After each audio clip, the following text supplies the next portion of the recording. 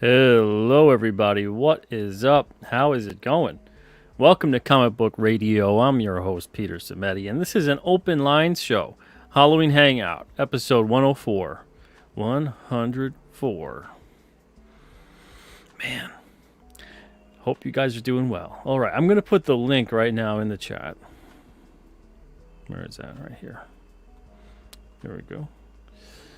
Link in the chat for you guys. And I'm going to start saying hello. Here we go. Bobo, what's up, Bobo?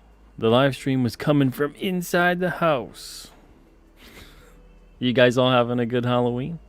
Anybody partake in Alternaween this year? Giving out Alterna comics as trick-or-treats? I know many of you did. Anybody in the house? Let me know how it went. I see a couple people on Twitter telling me how it went. It went very well, apparently. Very well, which is good to hear. Andy Gogo, what's up, Andy Gogo? Hope you're doing well. Fritzy Schnitzel in the house says, thank you to whoever gifted me a membership. I think that happened a couple days ago, maybe? It must have been during the 100th episode. We had, I think Spicer McLeroy gave like 20, and Rick Saylor gave 10. Incredible. So enjoy your membership. Have fun with those emojis.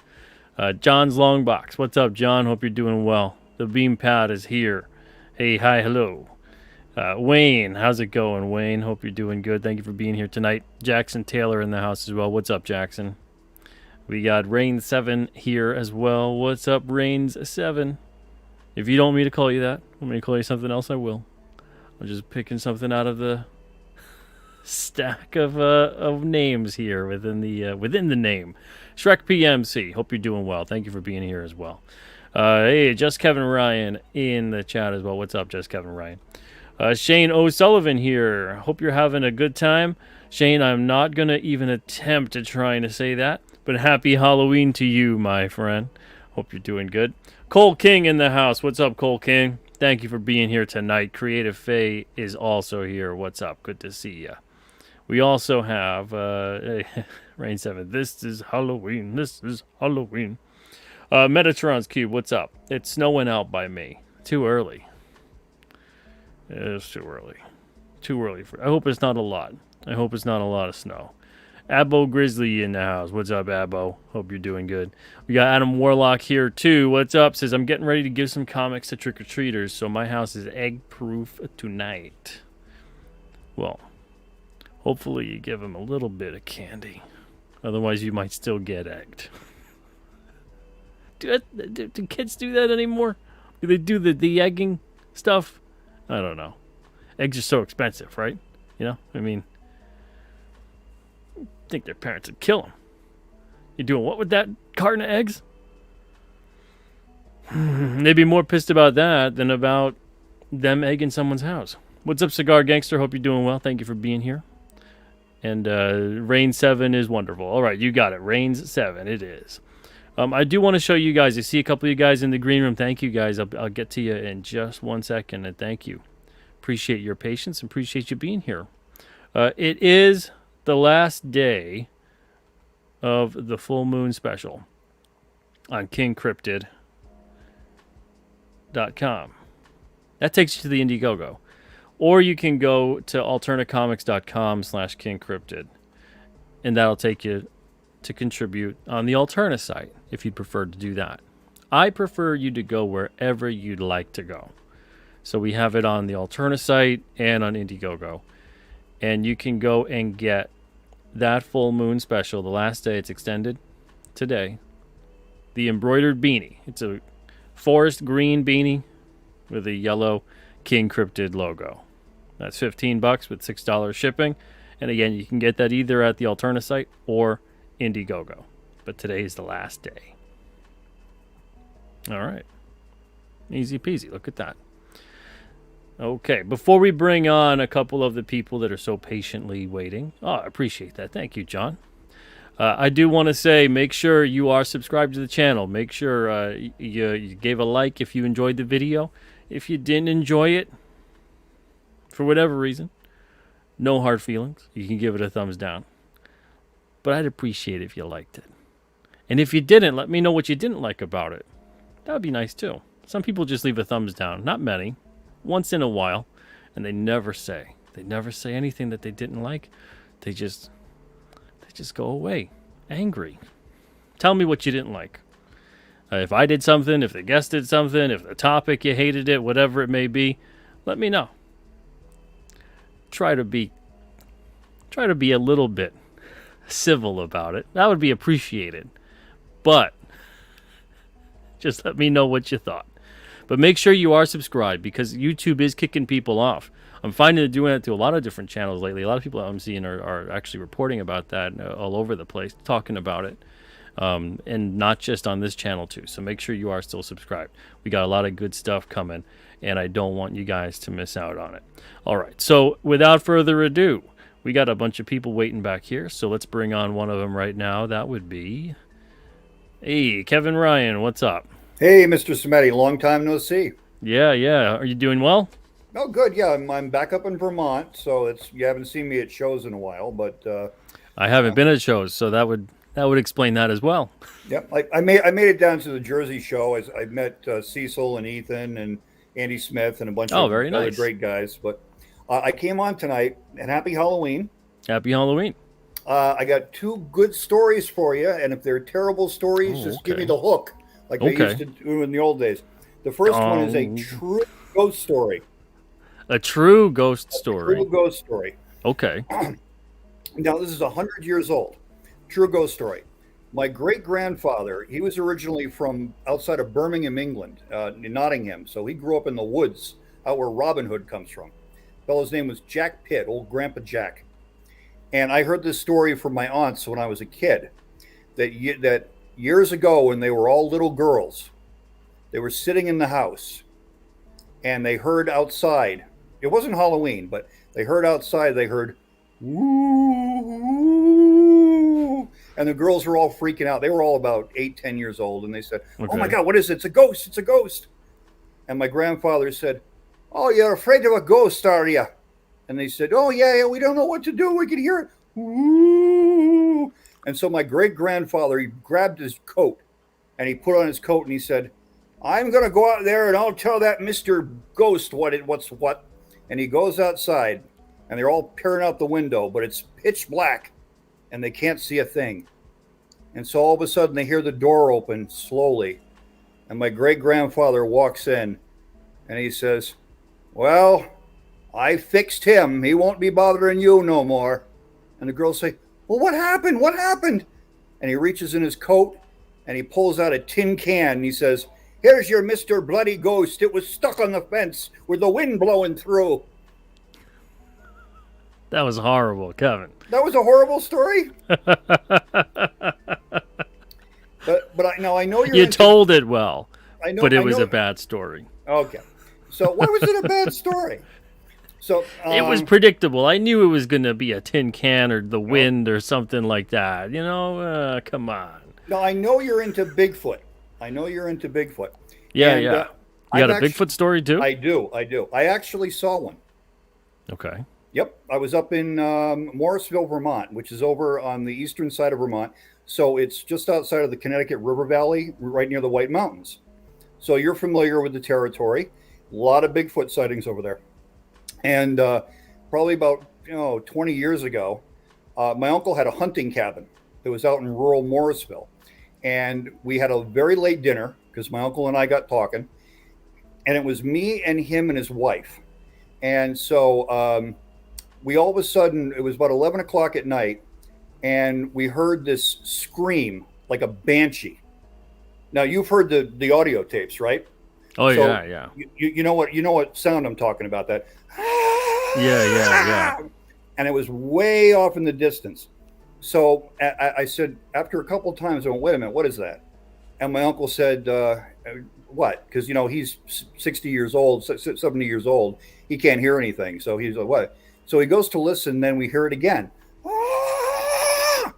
So my uncle says, "What the hell is that?" So my uncle and I went out on this little porch outside the house.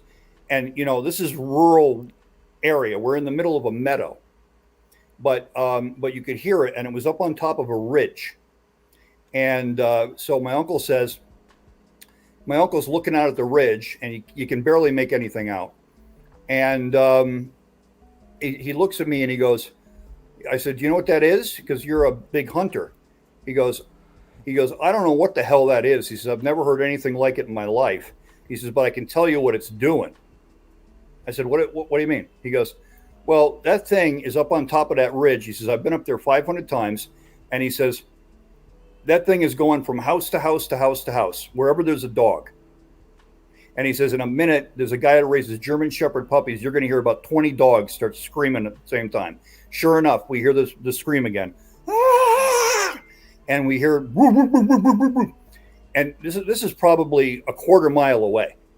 All of a sudden, the thing is, whatever it is screaming, moving probably 20 miles an hour, comes down the hillside, and now it's in the valley at the bottom of the meadow. And it comes running up, and there's probably 5 feet of wheat in the that had never been mowed down. The thing comes running up, starts coming toward the cabin, and my uncle turns inside the house to his wife and goes, "All right, that's close enough. Get my 45 out, please." So, true story. What do you think so far? So we're sitting there with a mag light and a 45 pistol on this porch, which is made up of a little 2x4 platform.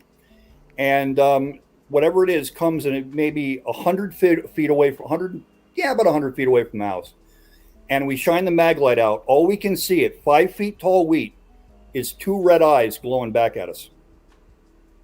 And we can see, and it lets out another. By this point, the scream is like you wouldn't believe, and it sounds like a woman being torn in half.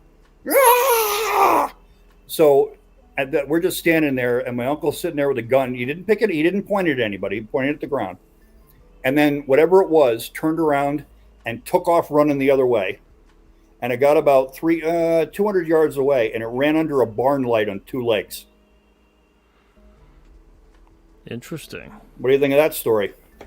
That's a little better. That's making my imagination work.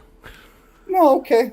I always thought the great grandfather story does good with kids. It's humorous. That's a good humorous story. Yeah, but the Bigfoot really, both those stories really happened. Could they get, when they saw it, could they get any kind of sense of estimation of size? Well, it was myself and my uncle. His wife didn't even come out of the cabin. Okay. She wasn't frightened. She just didn't care. How big would you say it was? It was peering out over the top of the wheat, and the wheat was about 5 feet high. I'm about 6 feet tall. I'm 6'2". So I would say that whatever it was at least 5 feet tall, because I don't know if it was crouching down or what it was, but it was dark brown. Because you ever see you have a farm and you'll have a detached garage, and over the garage door they'll have a hanging light. Oh yeah, yeah. That's what it ran under. And this was, like I said, 11:30 at night. Whoever lives in the farmhouse is probably fast asleep. So whatever it was just ran by their house. But it was screaming the whole way. And when would you say this was? What year? I'm going to say maybe 1997. Okay. Why? No, I'm always curious about the years of incidents like this when people see certain things, because they come in waves of certain periods of activity that either they usually are a precursor to something, or they're happening around the exact same time something else is happening within the world. Well, so, there was a lot of activity between 74 to 77. There's a lot of activity in between 46 to 48, that kind of a thing. Well, I don't know about the 40s, but in the 70s, and how old are you, Pete, if you don't mind me asking? 39. 39, okay. Because I'm 54. And in the early 70s, there was just a lot of media interest in the esoteric. Because I remember even as a little kid hearing about Betty and Barney Hill and Ed and Lorraine Warren and the Bermuda Triangle. Yeah. A lot of stuff that happened in the 60s, yeah. Well, early 70s. So there was just a lot of talk about it. Well, no, I mean, Betty and Barney Hill, that happened in the 60s. Yeah. But you would hear a lot of things. my family eventually settled down in Connecticut, right near the Warrens. So they knew who they were. They had been around them or in that vicinity. So there, and at the time, you had like Anton LaVey was in the media. You'd see him in newspapers or on television talking about the Church of Satan. So there was just a lot of attention to anything Bigfoot, Bermuda Triangle.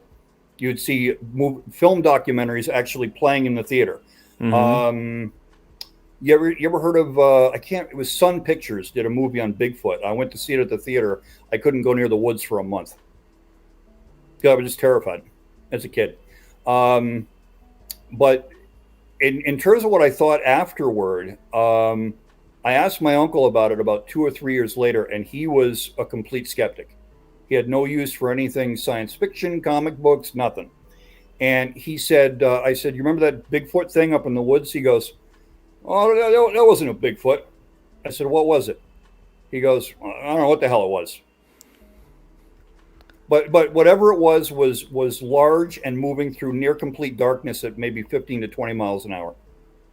Wow, that's impressive. Could you guys actually get out to where it was? Did you look in the daytime or anything like that and see if you could find any remnants of anything or footprints or? It's possible my uncle did. It was his property. I lived in the Burlington area. He lived in Morrisville. So, or he had this second home. It was a hunting cabin.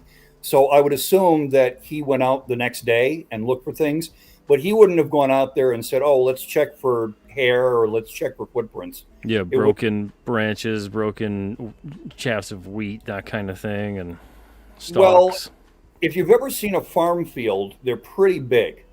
So if you're going to go down into the woods where the thing came from, you'd have to walk a healthy, 12, 14 minutes to cross the wheat field and go down into the woods.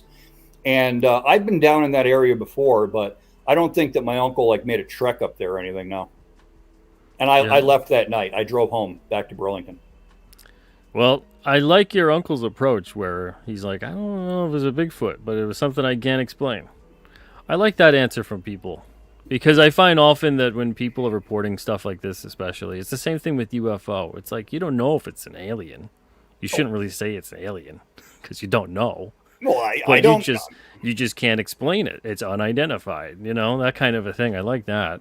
And I'm not saying that you were going the other route too and saying it was definitely a Bigfoot.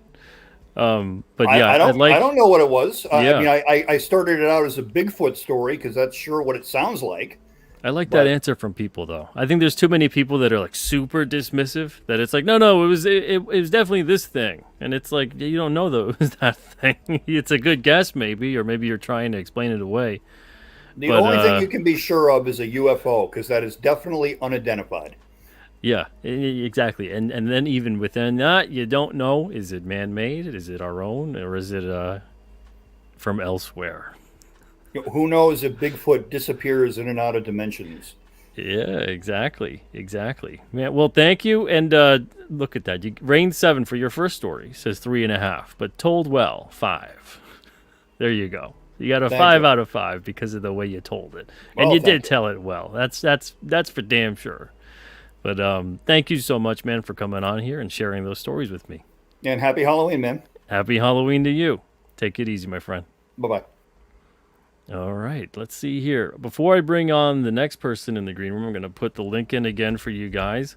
If you want to join tonight, it's an open lines show. It's a Halloween hangout. If you've got your own ghost stories, Halloween experiences, you want to talk horror, you want to talk comics, whatever's on your mind, let's talk about it. Let's see. John says, sounds more like Kelsey Shannon the more I hear this story. Shane, what's up? Says, sound could be from wildlife. Deer in Ireland make loud sounds. Yeah, deer can make some pretty crazy sounds.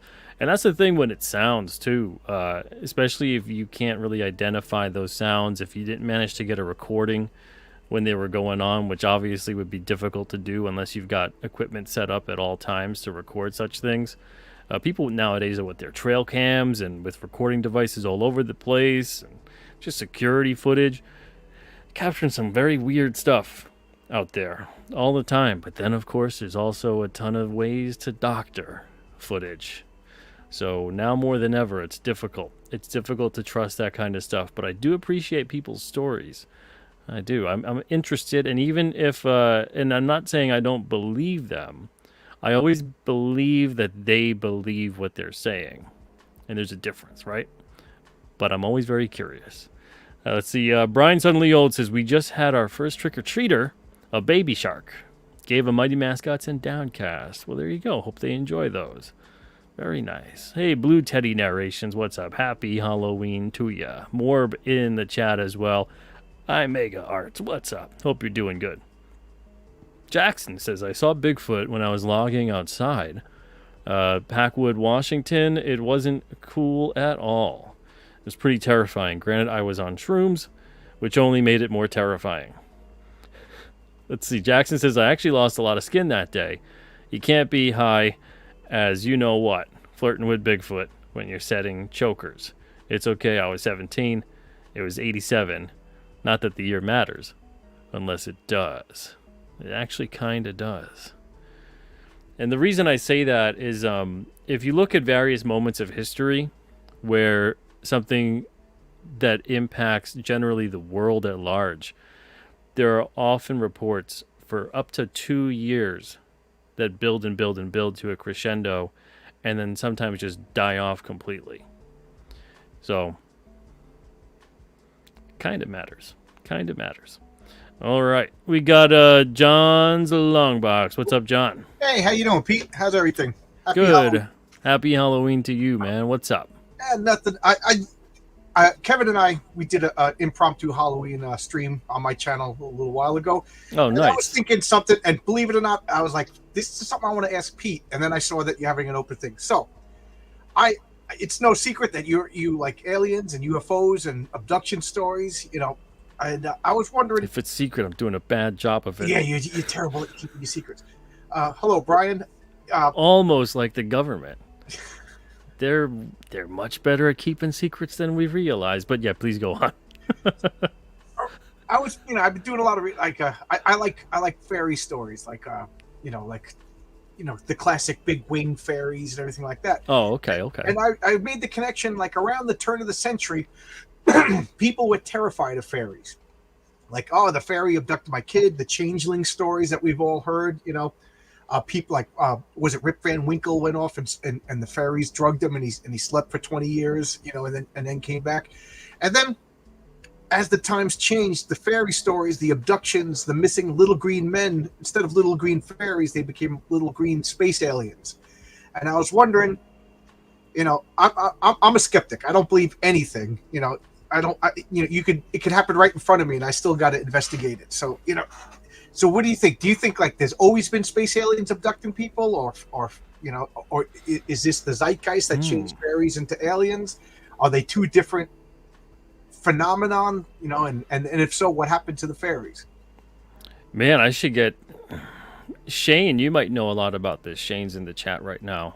Shane, if that kind of folklore is really, really big in Ireland, and my grandmother was Irish. Talk about the fairies. Yeah. I mean, they won't even touch certain areas of the land. The fairy trees, that kind of a thing, and then people that often do when they develop or tear those trees down, really bad things generally occur.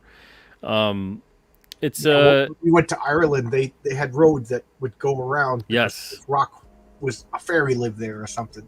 Yeah. Okay, so let's compartmentalize your questions, sure. So I can get one at a time. Which one should we do first? Is it the aliens have always been here sort of thing? Do I think that? Okay, yeah, we'll start there. That's a good way. Okay, I think absolutely yes. I think we might even be aliens, man. I think Kevin was just on. I think that guy's an alien, yeah. Like human beings, but not all. Not all. That would explain the hat and the sunglasses on you, Pete. I think perhaps. Yeah, I think you might be a gray with some flesh tone makeup. But perhaps yes. And the reason I say perhaps yes is because human beings are. Think of all the life on this planet. Human beings are pretty much known for not being able to coexist with the planet itself. We have to be able to bend the planet to our will. Our surroundings, we have to bend them to our will. We have to manipulate them. We have to wear clothes. We have to build structures. We have to do all kinds of different things. Food. Tons and tons of diseases that don't really kill or bother most other wildlife will kill us. And all these different kinds of other things. There's so many weird things about it that make it look as if it doesn't make any sense that human beings could even survive on this planet, let alone they live here. Even the way a lot of animals, when they're born, within days, they're up and on their feet and they could kind of sort of get around and take care of themselves. Human beings, you need years before you even reach that point. You know, that just seems detrimental to the survival of a race in and of itself on a planet, without being advanced enough to do so. There's so many different and odd, strange things about human beings that don't make any sense as to how we were able to even survive here in the first place, let alone come to a point where we are, relatively speaking, the dominant species on the planet. At least from our perspective. To maybe something else, they view it and go, yeah, there's trillions of us. What the hell are you talking about? And we're doing fine. And we don't need any of the crap that you guys do to survive. You know, maybe insects could be viewed as the dominant species of the planet. A couple of sci-fi stories where they thought cockroaches were the aliens pushed us away to talk to the cockroaches. Yeah. So, you know, and if you dig back enough into every single civilization, every single culture, they all talk about how we come from somewhere else. They came from somewhere else. And then other people, whatever, helped them along the way, so on and so forth. It's that whole ancient astronaut theory. Right. But so I really think that there is a potential, because even evolutionarily speaking, it makes almost no sense as to how we evolved as fast as we did. And then, you know, you're looking at other life forms, other things. I mean, holy smokes, it has to be a tremendous amount of not just luck, but some kind of intelligence putting us here. Almost maybe that like panspermia theory, that where the planets are seeded by another entity, life form, consciousness, etc. Because there's just so many things that just don't make a lot of sense about human beings being on this planet. But you could also say that about other life forms. It's like that South Park episode when it's like they put all the different creatures on this one planet, and it's like a galactic reality show, television show. Yeah. And of course, I could be entirely wrong. I'm fine with that. It's not something that we're just speculating. We're speculating. This is just my imagination running wild. Nobody comes to me for the authoritative word on anything, believe me. Yeah, exactly. I'm just looking at a bunch of different things throughout all of history, and it's just all these cultures constantly point to the fact that it seems like other cultures helped them out. We didn't really originate from here specifically. Maybe we mated with some of the things that did originate here, and then evolution was maybe... In college, I did that with some questionable species. Yeah. You know, I mean, we all do, right? You know, it happens. My wife is looking at me right now. But the thing is that we'll never truly know. And that's the unfortunate part, and I think it's also kind of the awesome part in a way, too, because it'll keep the imagination going. But it would be nice if we could definitively know. And whether you think that a being like a god, an entity like that, created all of whatever, or whether you think that there was some kind of intelligence behind it or some higher life form or whatever, but then it's like, who created them? And you can go back and back and back. Who created with whatever, created Isn't with whatever? That like the ultimate children philosophy question? If there's a God, and who created God? Right. You know, Yeah. and if God always existed, then, you know, where did God come? You know, I remember talking about that stuff with my friend Danny as we were like digging in the mud, you know, when kindergarten. So you could go just infinite with it, you know. And the thing is, even with a lot of that's the thing, Jackson, right? How many versions of the Bible are there too? They've taken things out, they've revised things, they've added things over the years, depending on who was in power.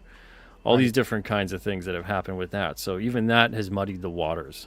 You know, you got a lot of different things where the Dark Ages, where we lost a tremendous amount of information and went very, very backwards in our progress as what was in the Lost Library of Alexandria, supposedly had cures for baldness. And then you know there were other times just like that eons and eons and eons behind where the same thing happened, where we lost a lot of information, where we just had to start over again. You know, I mean, it's just so I do think that in some capacity we've always had something helping us out, or being here with us, or whatever, maybe even creating us, maybe even bringing us over. There's all kinds of different things, and I love hearing about all of those different theories, and it's interesting.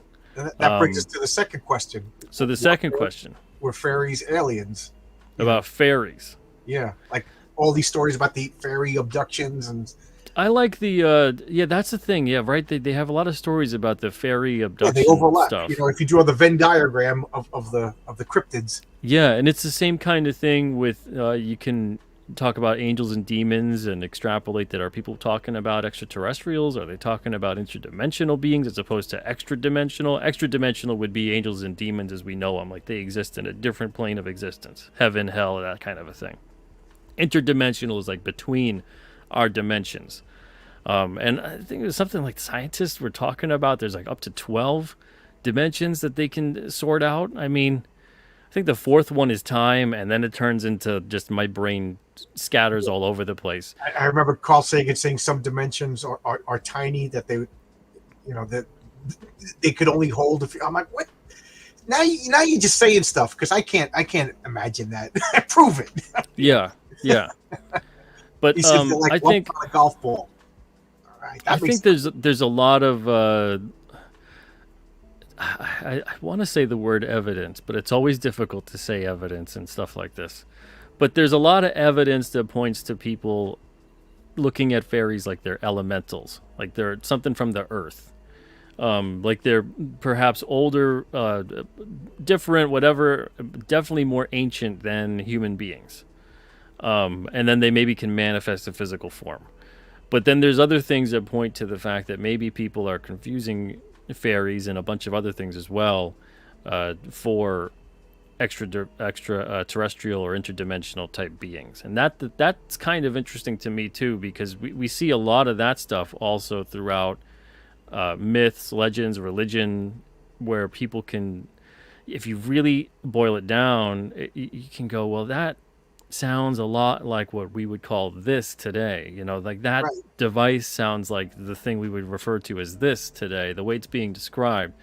Certain warfare in various myths being described, certain effects sound like radiation poisoning, certain things that occur sound like all kinds of things that we would just look at it today and go, that sounds like they were trying their best to describe something that they just didn't have the words for or the understanding for at the time, but they weren't necessarily lying about what they were experiencing or anything like that. So that's what I find really interesting about that kind of stuff. I don't really know if... I don't think fairies as we know them are the things that would abduct people. But again, like I don't know. Like Shane says here in the chat, the changelings are a superstitious way of explaining postpartum depression or babies, adults with mental health problems. Yeah, I forget what it's called, but that the changeling was a specific birth that I for the life of me I can't remember the name of it, and I'm not Googling the images because anything when I see with children, it just puts me over the edge. But if you know what I'm talking about, some babies are born undeveloped, and these people just said it was a changeling. They couldn't. That's not my kid. How could it possibly be my kid? And they said that their kid was taken off into Fae and living a perfect life. That was a way of dealing with loss. I understand that, and I do think a lot of religion and philosophy is a way of dealing with loss or dealing with the concept of someday the earth is going to exist without me, and and nobody's going to care. Yeah. Well, I mean, there's a tremendous amount of that's metaphorical. But then I always go, at what point in time was it not metaphorical? Because at some point in time, it's easy to just look back at a lot of this stuff and go, it's superstitious, or it's they just didn't know, or it's super easy to do that. And then if you take everything else within perspective of a lot of the things that occurred, or a lot of the things they built, or just everything else, it's so unbelievably detailed. It takes very, very intelligent beings to come up with a lot of the things that they had come up with. So then you go, well, how could they have possibly been like? There's certain sciences, at least for what we know, where they couldn't look under like a microscope or an unbelievably advanced telescope and see something or whatever it is. There's certain things like that that maybe they just didn't have the access to. But there's other things where they're explaining something that's happening on a grander level, on a macro level. They maybe didn't know about the micro. But what they're explaining happening on a macro level really seems like a lot of the time they're seeing something and explaining something based on just what they're witnessing. And maybe they're not aware of like the minutia or the detail or what we would call like the scientific kind of what's happening on a very small level. But it seems like they're describing something that still is true. But a lot of it, that's the thing, man, that sucks about a lot of this stuff is so much of it's been lost to time. Yeah. And there's a tremendous, and this is the funny part and the scary part, every civilization ever that gets wiped out eventually gets wiped out because it becomes so arrogant. It knows everything. It feels like it has all the answers to everything. And no more questions, right? And then they get wiped out, either through their own devices or something else comes along higher. A higher entity comes along and decides that, yeah, it's time to reboot these guys. And, as we're getting towards this, another peak level of arrogance, I think, and I don't think it's coming from the ground level with people. I think I've met so many people who are endlessly curious about it, even if they're not.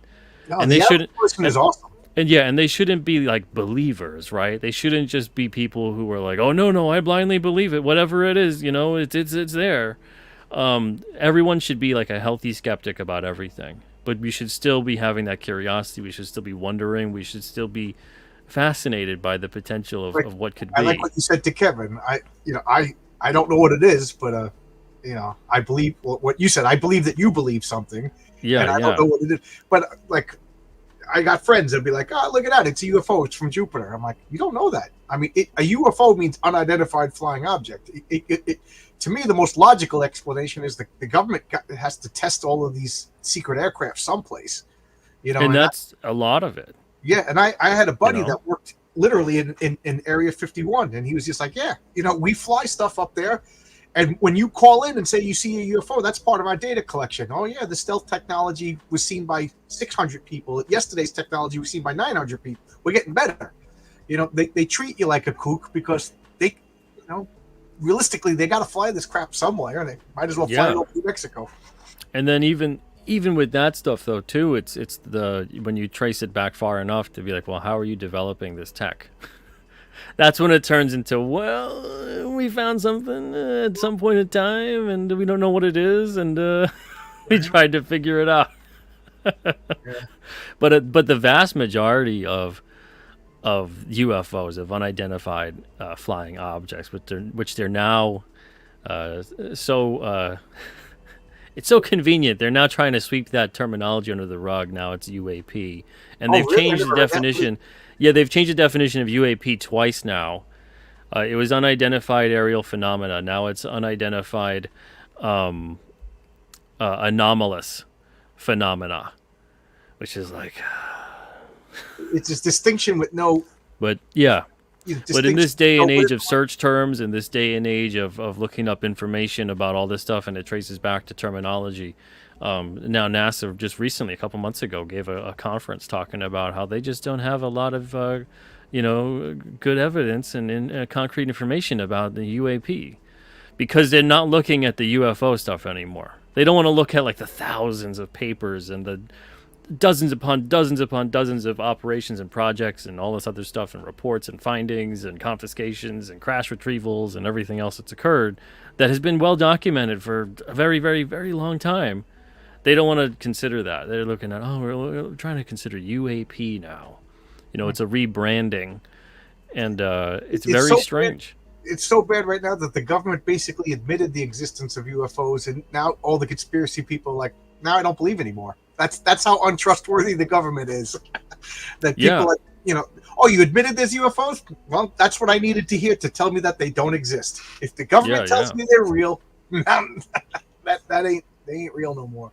That's the thing, right? That's pretty. That's how I feel. I feel like if we're getting disclosure from the top, if we're getting disclosure from the government or anything then like that, it's another gaslighting. I'm just waiting for that false flag to occur, and But if it's coming from the ground up, if it's coming from third parties and people that are finally releasing stuff that they had, deathbed confessionals, which have happened from a lot of older people within the government, NASA, and things like that.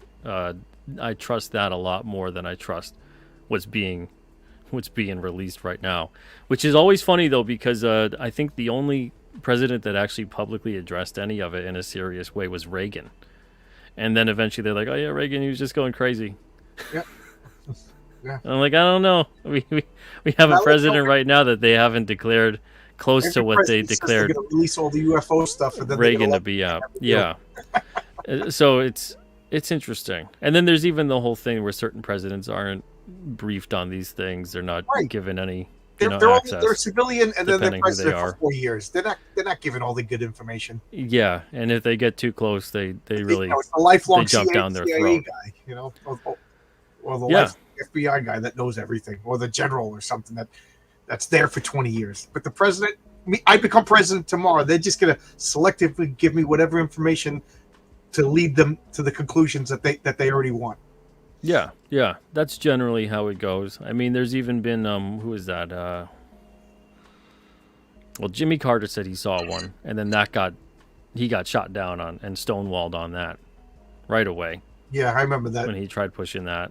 He said he saw a UFO, and then and Reagan was allegedly that a UFO flew side by side with his plane, and he was just But again, that could have been something to even push him to really believing it. It's so difficult when it gets to that level, It really is. And then I just all I can do is look around at everything that's outside of that. And there's a massive amount of research and money that's been spent within all of the governments of the world into these subjects and into other kind of phenomena, other kind of paranormal stuff. Can you imagine you get elected president and you're sitting at the desk and you're just like, guys, just give me a moment. I just want to, geek out for a minute. I'm the president. You're looking at the little drawers and stuff like that. And then all of a sudden you hear a noise and you look up and the lights go and Xantar from the planet Gulan just shows up and tells you, okay, now you got to be quiet, but this is the crap that we have. This is what's really going on. You're invited to all the cool parties, but you got to be quiet because we will vaporize you. We'll give you, like, what if Biden was gonna release the truth and then they turned him into dementia guy? You know what I mean? That's the alternative. You're gonna be wandering around. Well, there was a lot of stuff going on with Trump where Trump made no mention of really kind of wanting to get into that stuff, and then he put something into the COVID relief bill. They worked it in there about investigating.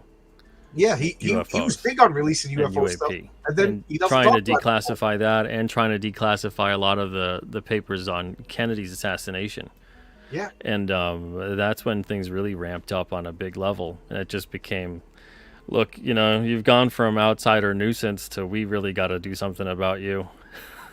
Yeah, and it just coincides something weird, It's again, there's a lot of rabbit holes and there's a lot of coincidences, and it's really difficult. I love conspiracy theories, but it's really difficult to take like 40 coincidences and say that they're all coincidences. And I'm turning my wife into a crazy conspiracy person too, because everything she'll say something about the news. I'm like, do you think that's a coincidence? Do you think that's a coincidence? And she's like, oh, you're doing it to me again. Well, we're gonna be too many down here. Too many coincidences that don't seem to add up and make any sense. There are no coincidences. I keep saying that. I don't believe in coincidences. Yeah. I'm not saying that like occult demons run the world, but I'm saying that there are people who believe in occult demons ruling the world, and those people probably could have a lot of power, so. Well, that's the other part, is that whatever's been here for a very long time would obviously, like every vampire story, right? They're always wealthy. Any vampire that knows what they're doing, has been around, is wealthy because they've been here. You don't want to live for 600 years broke. Right? Yeah. Yeah. So, you don't last too long, even if you're a vampire. If I'm still worried about my mortgage after my $300 a year, just stab me. Get it. Yeah, and there's a tremendous amount of and Shrek is saying evidence matters. Evidence is all that Yep. matters. Yeah, and there's Evidence there's evidence doesn't matter because look there's at the a past ton couple of of years. evidence with a We've lot of been told things. to ignore the evidence that we gather with our own eyes. Exactly. Yeah, there's a ton of evidence with a lot of things, and unfortunately, a lot of it also gets buried and manipulated, and that's that. I argue with guys at work, and I'm like, God, 3 years ago this happened. No, I don't know. Huh? Yeah, I mean, well, exactly. Yeah, you're not a dumb guy. How do you not know this? we've lived through these kinds of things multiple times, right? And in every kind of way. Even look at the comic industry. Look at how many various things have occurred. It's booming. How's that for a lie? It's booming. How many various things have occurred in the industry, and then later on, the people at the time are calling it, and it's usually people at the ground level. It starts with the readers. It starts with them. It starts with the people who are in the trenches of that type of thing, right? They're seeing it. You know, the people at the top already know what's going on because they're pushing it. But whoever is seeing it, once they start talking about it, whoever doesn't want to see it or whoever doesn't want anyone to see it, they start kind of having counterintelligence and they start pushing out a different narrative. And eventually those people that are in the middle or they're maybe wanting to see a certain kind of narrative, they lean towards that. But even then, years later, and we see it all the time, it happens eventually where a couple of pros, readers, retailers, whatever it may be, who were staunchly, no, that's not happening. This isn't what's occurring. All of a sudden, years later, they're like, oh man, things have been really bad the past couple of years because they keep pushing this and that and the other thing. Yeah. You know, so this kind of thing happens throughout history. This is it's nothing new. People really have a difficult time sometimes wrapping their heads around certain things that are right in front of them when it's just not the greatest thing to want to accept that sometimes that's occurring. And because we can't really accept that that's occurring, we're often, I think, too late to do something about it. Whereas if we acknowledge, yeah, you know what, this doesn't make any sense. This is going in a bad direction. Nip it in the butt, you know, and then that's it. And you can take care of it. You have to address the problem, though. You have to acknowledge the problem. If you don't want to do that, forget it. I don't want to acknowledge problems. I just want to watch TV, right? Yeah, well, I don't want to merely affect my comfortability as you know, and it's not up to that's the thing that's so sad to me about what happens with the comic industry. It's not up to the readers. The readers can't fix any of the problems. Well, we were told the readers can't customers, right? Yeah, the only problem the readers can fix is once the problems are addressed and there's some kind of, okay, this is what's happening, this is what's occurring, you know, this book isn't doing well. If we offer this book, maybe they'll support it, and then hopefully they support it, and obviously, hopefully in the process you didn't spurn them. But other than that, like the readers don't make the problems, and the readers can't fix the problems because the problems being made are being made by other people at the top that are creating the problems. So, and there's different facets and layers to all of that. And then there's some type of problems that they want to create, and then that's it. Because even at this level, the comic industry or whatever it is that anyone wants to point to, even pointing to it within every other facet of everything else, there are so many levels higher that want it done a certain way, and that's that. There's entire businesses and sectors of businesses and businesses that get bought up just completely to fail, to be shell companies, to be things that just become distractions, crash and burn, etc. Like, so when people are like, well, if everyone who would operate a business would want that business to do well, that's thinking like a logical, normal, sane person. A lot of these people have other motives to do other things. So if you can't accept that and understand that, then that's already something that's very difficult to wrap your mind around why certain things would play out the way they do. But it's always tough with stuff like this because there's so many different facets to all of it.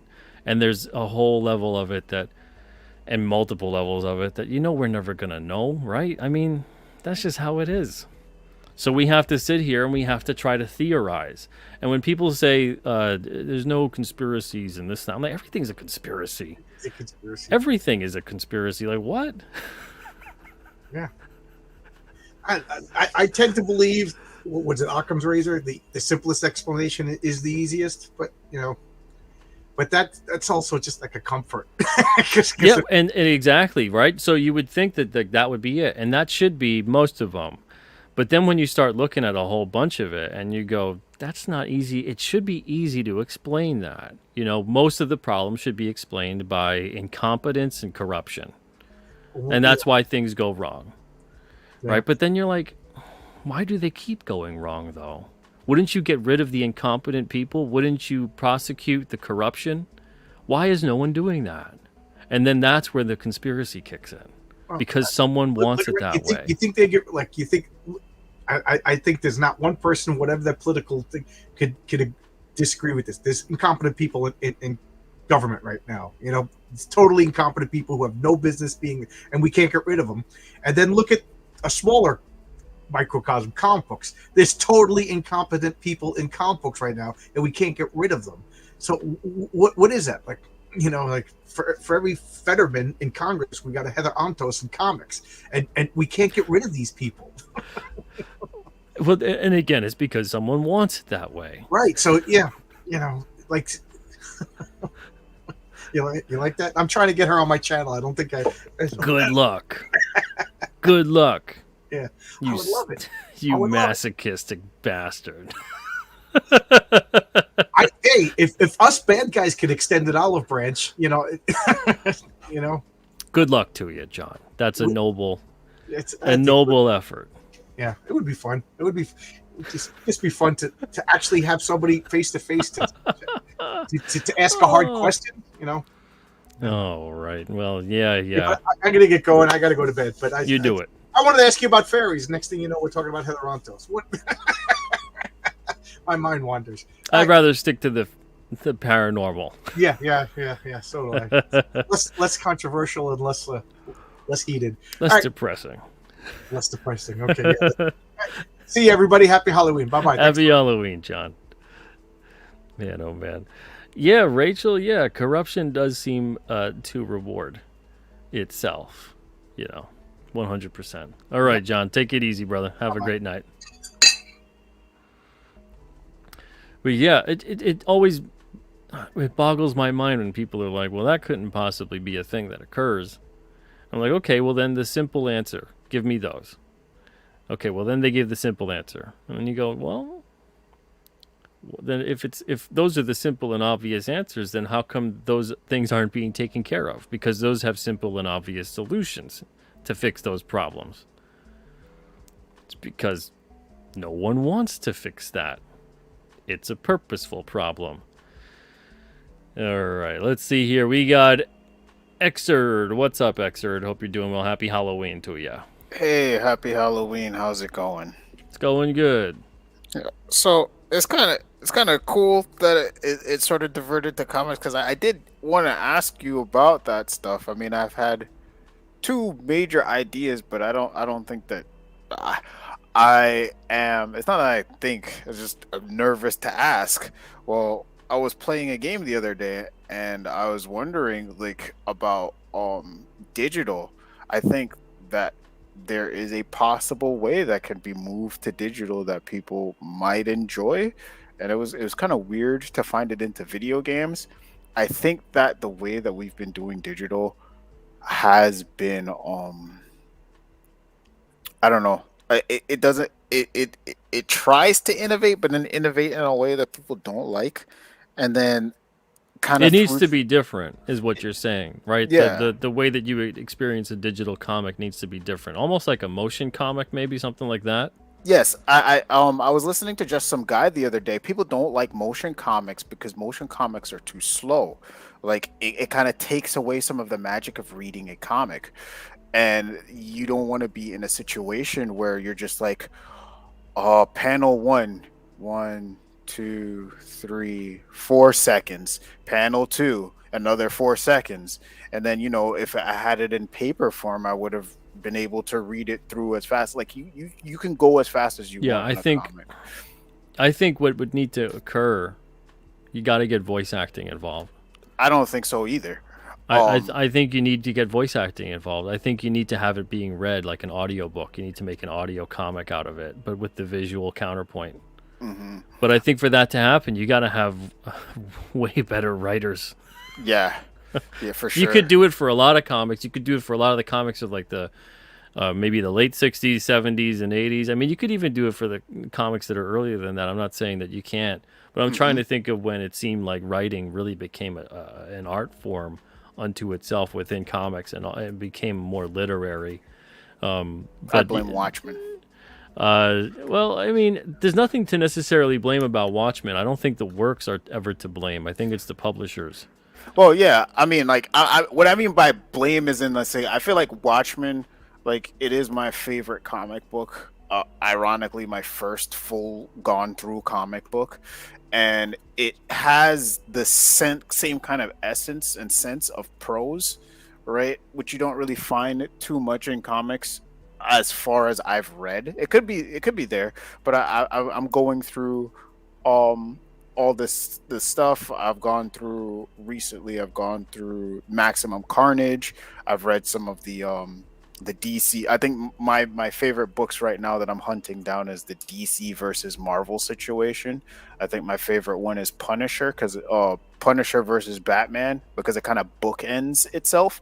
The first line you hear, the first literally thing you get is, well, this the second one, not the first one. I haven't read the first Punisher Batman where Batman's kind of like crazy or something like that. But the one that was done by Talk about the one that was wasn't that Chuck Dixon and Chuck Dixon, Romita Jr. Yes. So that was I think the one. I just saw Chuck Dixon share something about that today. Oh, nice. Yeah, about how much he enjoyed making it. Yeah. So the first line it starts out with is pretty much, "I hate this city," right? Yeah, I hate Gotham. And the last line that it is at the end of the book is, "I hate Gotham." It really kind of bookends the story, and that's like a literary element that you'd find in a prose book, but you wouldn't necessarily find that in comic books. And I'm thinking that today's writers, they don't really read. Today's writers kind of I mean, myself included, I mean, they don't read, and they also don't hear, is what Yes. I find. And what I mean by that is that they're not listening. They're not listening to the way people communicate. They're not listening to the way interactions take place. Yes. So things don't feel genuine. Exactly. And they're not saying it, at least I think so. They're not saying dialogue out loud. And even if they are, they haven't developed the ear for it. It's kind of like being tone deaf, right? So Yeah. if you're a musician and you're completely tone deaf, it doesn't matter that you can hear the music. It's never really going to sound the way it should sound as being good to other people who can hear tone and pitch. So if you're a writer and you can't really, you're saying your lines out loud or whatever, but you can't hear, you can't identify that, no, that doesn't really sound like that would be natural dialogue or fitting of the way a certain character would speak. If a character has a more authoritative air or affluent air, or maybe they're more everyday average person kind of a thing, or maybe they're from a different region, or it's a different kind of economic kind of standpoint, or a different upbringing, or so on and so forth, accents, all kinds of stuff like that. You really have to develop an ear for it. And we had, I mean, it all boils down to this. We have a lot of people in the entertainment industry nowadays that really shouldn't be there. Yep. Right. But it's like I was saying before, they're there obviously because people want them there. Someone wants them there. Maybe the audience doesn't really want them there, not for the most part, but they're there because somebody who makes the decisions to hire people wants them there. Or nepotism. And it doesn't. Well, you know what? Even nepotism, I think, gets a worse rap nowadays than it used to.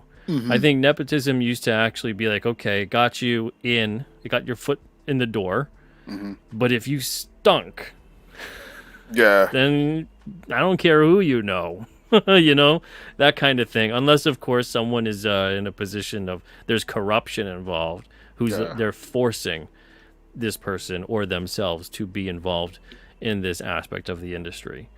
But again, if they don't know what they're doing, then it turns into, at that point in time where everything wasn't a mega conglomerate little division of one, then it turns into the business goes under because people aren't supporting a product that stinks. It doesn't matter who you know or whatever.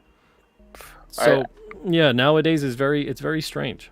Yeah, it's a weird thing in a sense, because like you can see the nepotism happening. Like, for example, if you look at if you look Steven Universe, OKKO, Adventure Time, that whole kind of like Juilliard kind of weird, clayish. I don't even know how to say bubbly kind of art style cartoons that you've seen running around. Pepper Cat. What was that one? High Guardian Spice. All those kind of shows. You can find a nepotism link for each one of those shows to get in there. But then when you corner them about it, they're just like, oh no, um, it doesn't even get addressed. It gets swept under the rug. It's sort of like, yeah, it gets a bad rap and it happens, but at the same time, it's like you gaslighting you into thinking you're crazy that you're seeing this connection. Well, I mean, within show business and entertainment in general, there was always some kind of familial link where it went back and back, and it was someone's, long ties all the way into the time period where no one actually made money from it, and if anything, people were almost treated like outcasts. Yeah. With this stuff with comics and going digital, I think the industry forces it too much. I think it's good to have it as an option. I saw Metatron in the chat say how, at that point you might as well just have animation. Yeah. But the thing is, I think it's a nice gap between it, because animation, of course, then it's now you're involving a lot of time and money involved, to that process. But if you have someone who can a multiple cast, let's say if your comic requires it, and you have good voice acting involved, and they just read the comic, and you can just do almost like, remember those the book and record? Yeah. Exactly like that.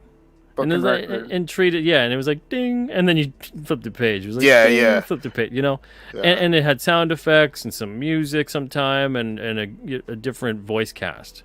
Yeah.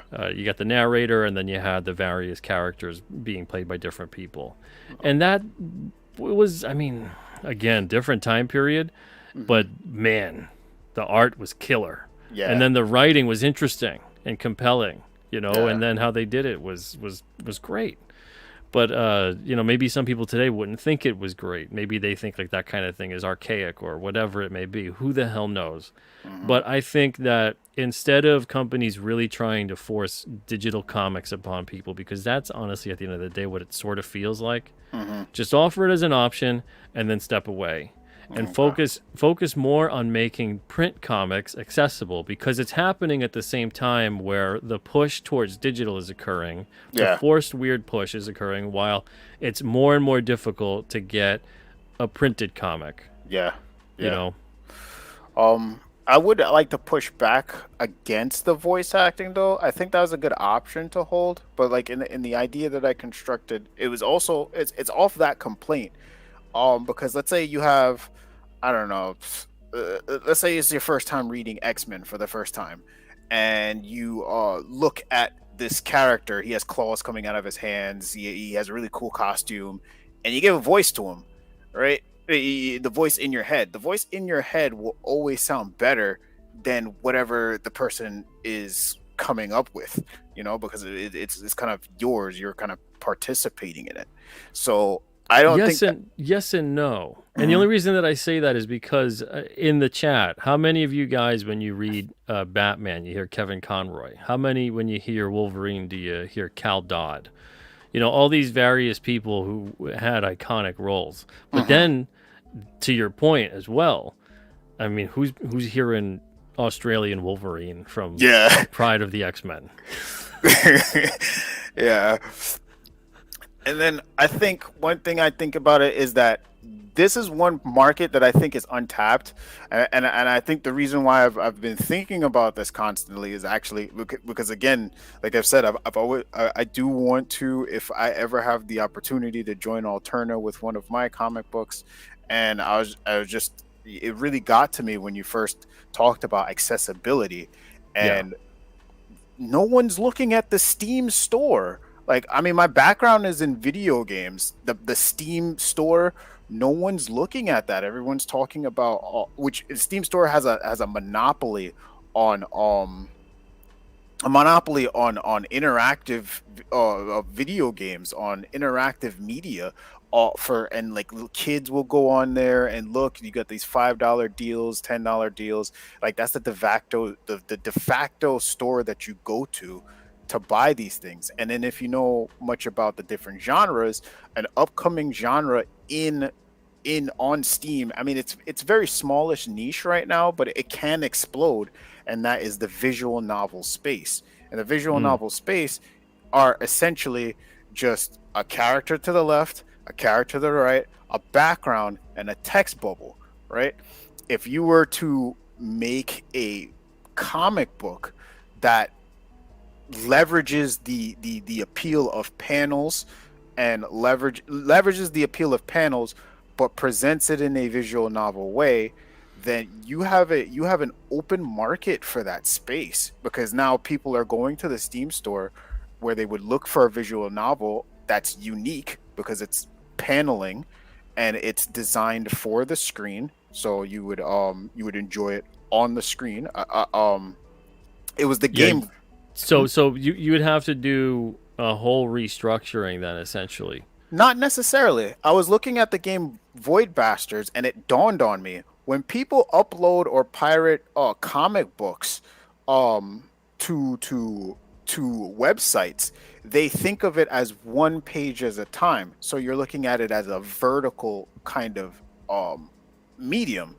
But if you were to translate that to a screen, what you want to do is that you want to look at it as a horizontal medium, as in you're opening the book page completely wide. So like page 1 and 2 would be one screen, and then when you click next, it would scroll up.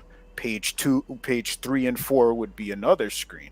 And yeah. But what I mean by that is you would still have to reconsider reformatting, because the page turn and things like that are built into it. Anyone that's putting a comic together that's worth their salt as a comic creator should be putting in page turns effectively, so when you have a reveal, it occurs on the left side, Yes. So you would, but when you have them both on the screen, that kind of treatment is lost. Not so you have to adjust that. That's what I say. Not necessarily. There are two things that you can do in a digital comic space that you wouldn't necessarily be able to do in a physical comics. The first is you'd be able to hide panels, right? So let's say if you want to have a setup where the first page, so you have the comic, you open the first comic page would probably be the right hand side page, right? You can set it up, you can make a unique format for that. But then when you flip the page, right, then you have the two pages. You have page 2 and page 3. If you're holding a comic book, you have it opened up wide. So it's page 2 and page 3, right? The page turn will always be the next screen. It would always be the next screen, because in a regular comic book, you already have page 2 and page 3 open. Those are already revealed to you. The page turn is when you're finished reading that screen, you press the next button, it will scroll, and then when it scrolls, that is essentially the page turn for page 4 and page 5. The only thing you'd really have to worry about are pages 1, the odd page 1 and the odd last page. Those are the only two that you'd probably have to reformat if the odd last page is a page that ends up on Well, then the only thing they would have to really clear is whether they could leave the ads within the book. Yeah. If they can leave the that's right, because certain comics have ads that contribute to the page count. Yeah. And then I think hiding the panels also helps, but I think that would have to do a little. That would be like, I would say that would be a concession, because I was talking with my friend, and I think like, you open up this digital comic book, the first option you get is, do you want it hidden? Do you want a hidden format, or you want a reveal format? The hidden format would be every time you click, it opens up a new panel. So your screen will be black, and then when you click, panel 1 shows up, panel 2 shows up, 3 shows up, 4 shows up, until you've filled out the screen, and then click next to go to the next set of pages. But then or a full format where that unrevealed format where it's just as soon as you get past that screen, it presents you the whole thing with no hidden panels. It's just okay, it's all there. And that kind of setup would solve the full page spread issue. It would also solve the issue of, oh, we have to reformat this thing to get it to work in a digital space, because I can take any comic book. Well, with this idea, I can take any comic book and put it in this digital format, and it would work with some small tweaking. I tried this with the TMNT Power Rangers situation, and the only thing that I had to do to move things around was so that, because they really did set it up for a vertical, so I moved the panels around so that the paneling doesn't you don't have this big line in the middle, so you have like a cohesive kind of screen. Yeah, yeah.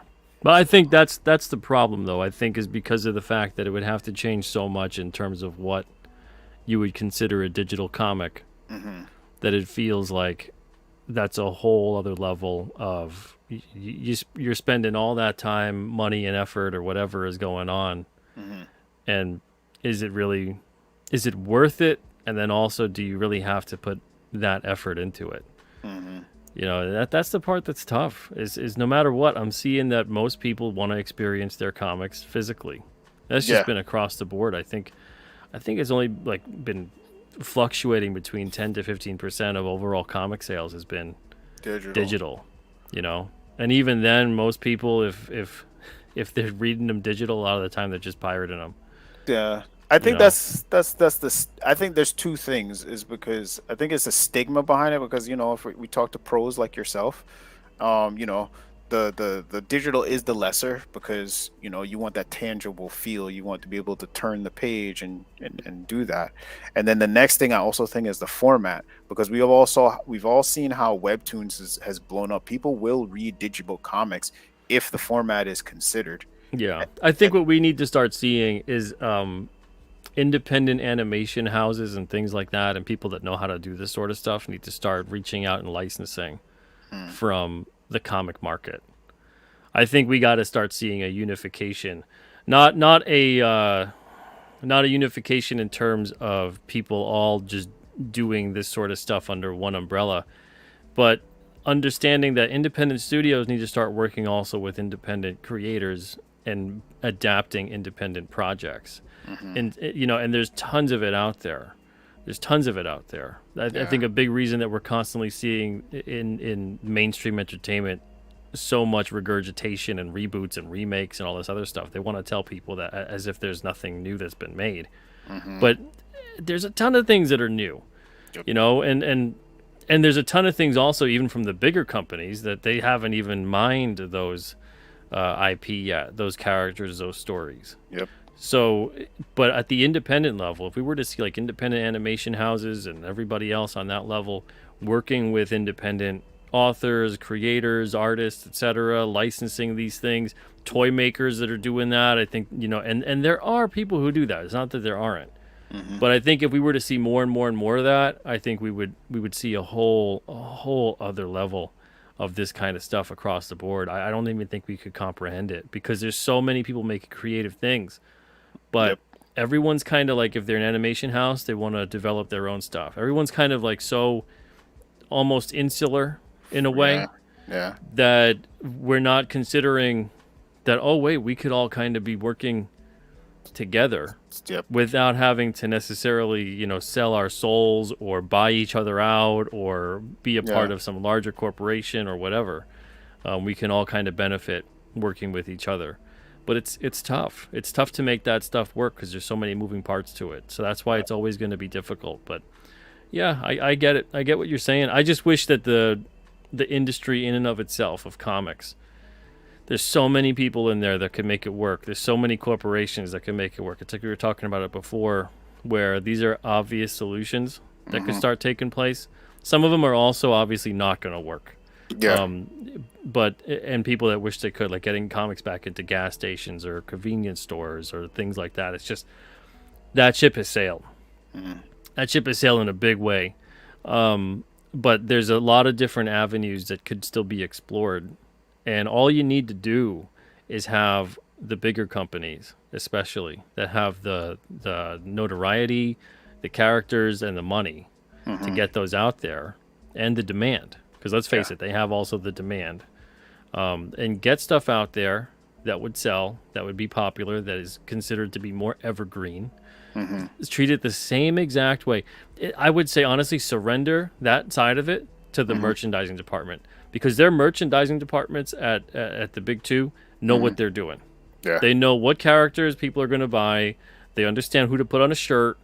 They understand who to put on that wrapping paper and on the plates and on the things that are going to move. It's not going to be, you know, the latest version of so-and-so character. It's going to be the iconic look of that character, even if the art is a little bit more modern or whatever. But even then, you'll still see Jose Luis Garcia Lopez on a ton of DC stuff. You'll still see Romita on a ton of Marvel stuff. You know, the classic stuff. Even John Byrne art, all that kind of stuff. Even a lot of the guys from the 90s, Jim Lee and McFarlane stuff, I still see on shirts and merch and things like that. But they know what they're doing. Surrender that aspect of the company of getting those comics and pick whatever it is. Reprints, go for it. And get that out into stores. That's all it would take. That's all it would take. It just needs to get out into stores, and people need to see that comics exist again. And it needs to hit people where you're not going to have someone who's specifically going to a comic shop, if they even have one in the area. Because think about, like, you don't know a certain thing is even around. It even exists. Are you going to go to the store for that? Nope. You don't even know it really exists. You know, so you need to see it. And what I mean by that is that people out there need to see that these things are around, they exist, and it needs to hit into the audience that doesn't, that they're not aware that they love this stuff. It's like everybody who's ever read comics. You're not aware you love it until you see it. Yeah. And then once you see it, you're like, what the hell is this? You know, and they used to feed into each other. The newsstand used to feed into the comic shop and that kind of thing. And that's how that boom really started to occur. But now the way of doing newsstand is so completely different. You really can't have that. Discoverability for new comics now is largely taken place on the internet. And even when you talk to a lot of comic shops, it's basically like, well, go on the internet, market your stuff, and send them to my store. And that's just not a game plan. That's not going to work. The comic shops also need to understand and utilize what they can do and drum up sales and business and everything like that within their community to get new people in the door for these new products. Yeah. And maybe people aren't really coming in because of whatever, but you know, the manga will bring people into the shop, or indie comics will bring people into the shop. Setting up the store differently will bring people more into the shop and have them easily browse through a store. Go and look at it through genre and whatever else. It's all these simple little changes. So it just feels like a lot of the simple things that aren't occurring is because someone wants it that way. And you get enough people that want it that way, and it really stays that way. Yeah. I think one of the biggest issues about the big two is that they're not helping themselves, because all right, you make the merchandise, you see the TV, you see the hats, the gloves, the shoes, all that stuff. I mean, from my generation, at least, even just growing up, Batman was a cartoon show, not a comic book. Batman was a movie, not a comic book. Like Batman was a video game. Those three things. It was a movie, TV show, video game. Comic book was non-existent. And when you look at manga, very different. It's, well, I'm tired of waiting for episode 20 to come out. The books are nearly 1-to-1. Certain things are changed for medium issues, but I can pick up a manga. I can pick up a manga, stop reading, go to the TV show, watch it in animated form, and then come back to the book and have everything in order. Whereas if I go to an American comic book, like, there's storylines that you never even heard of, situations going on, and then if you do get like the storyline, it's a whole different thing. I mean, the Spider-Man animated series, they're the one that came up with the idea that the black suit turns you evil. That was never in the comic books. Like, the black suit was just the suit that you put on like tidy whities versus the whole kind of Well, no, you know, it was in the comic. It was in Amazing Spider-Man and everything like that when they were talking about it being an alien symbiote that was evil. That was yeah. kind of that was in the comic. That was way before. Oh, Yeah. after the Secret Wars, because I mean, I was Oh looking at, yeah, yeah. yeah, because I was looking at the one where Mary Jane, where Peter proposes. Peter doesn't put on the suit like he does in the show where it just warps on him. He puts them on like, you know, the boots first, like his regular suit. It was just regular clothes.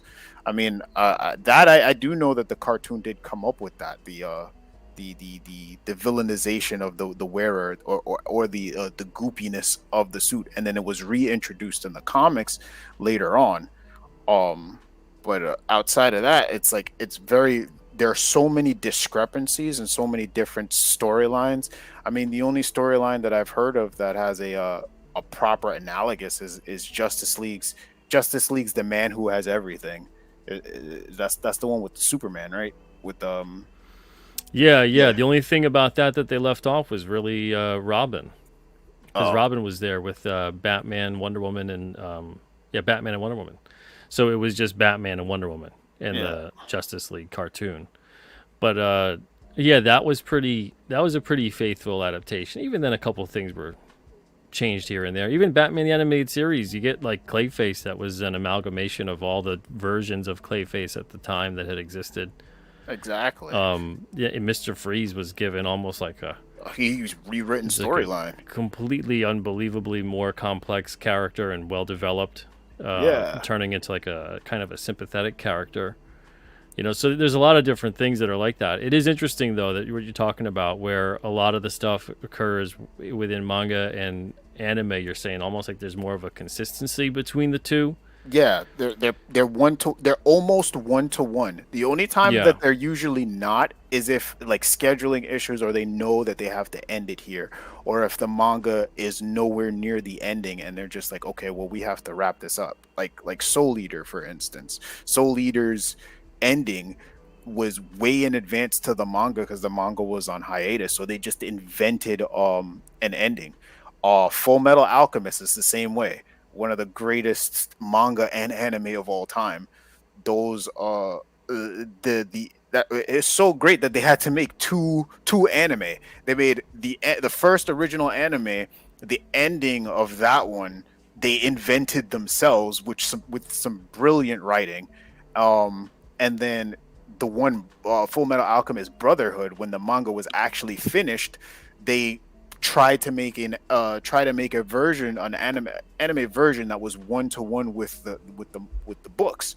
So there's this huge synergy when it comes to anime, Oh what yeah. that Yeah. American any kind of American comics do not have, because you have the movies doing one thing, the cartoons doing Oh, that's another. why they have to go multiverse crazy with it all. Exactly. And even that is still doesn't do it, because okay, if I'm invested in the universe where the PS2 Spider-Man is, why am I going to bother to read about the 616 when, all the interesting stuff is happening over there, the interesting stuff that I can play. And I think that's a real issue. I think Oh yeah, well, anytime you dilute any brand down to that level, it yeah. gets really difficult to concentrate it. So I talked about this before, where it always bugged me when I was a kid that you'd have, let's say Superman, and you had Adventures of Superman, Man of Steel, Hmm. Superman, all these different titles of Superman. Yeah. And so if you were a Superman fan, you would, want to pick up all of them. But you could have still picked up all of them if they were just in Superman Yep. and there wasn't anything else, right? Or they were just in Action Comics, or whatever would be the predominant thing. Superman, and then return Action Comics back to form solely as an anthology featuring different stories, different characters every time, even if it was a team up with Superman. And I know they've done that, and I know that they did a lot of that, if Hmm. anything, throughout the course of Action Comics. But if you had Superman coming out and you had all these different editorial teams involved with different creators, or just one editorial team, preferably, Yeah. overseeing a larger story taking place constantly, and just say make episodic style comics. Yep. Make them so that they are self contained, but there's a continuing theme, subplot, whatever it may be. And then this way, any reader can go in there and read the books. But there's still continuity. It's up to the editors, though, of course, to keep that continuity going and to understand what's occurring and things like that. Now, you would then have probably just of one Superman title instead of all of them. Yeah. All of that would funnel into the one title, and let's say that title came out every single week, right? An issue every week instead of it being all these other subdivided titles. You'd have all the people reading Superman that want to read Superman reading the one book. And then it creates like an entire kind of mass consciousness conversation occurring between everyone who's into Superman. And maybe the only other place that Superman shows up is Justice League, let's say. Yeah. You know, and so on. But when it became like all of these different titles and it got even crazier, and it's even crazier now than it was at that point. You can have one character making an appearance in like 15 to 20 books now. To me, as soon as that's occurred and a character steps outside of even 2 to 3 books, I can't get into that anymore. I'm done. Because I can't even have my suspension of disbelief drop at that point, because I'm thinking, how does all of this occur? How does all of this constantly occur? It's already tough enough to sit there and think about a universe where all of these characters exist, and it isn't just unbelievable chaos every second of every day. Yeah. Between the supervillains and the superheroes, but then also there's normal people crap that's always occurring. Yep. It would be insanity.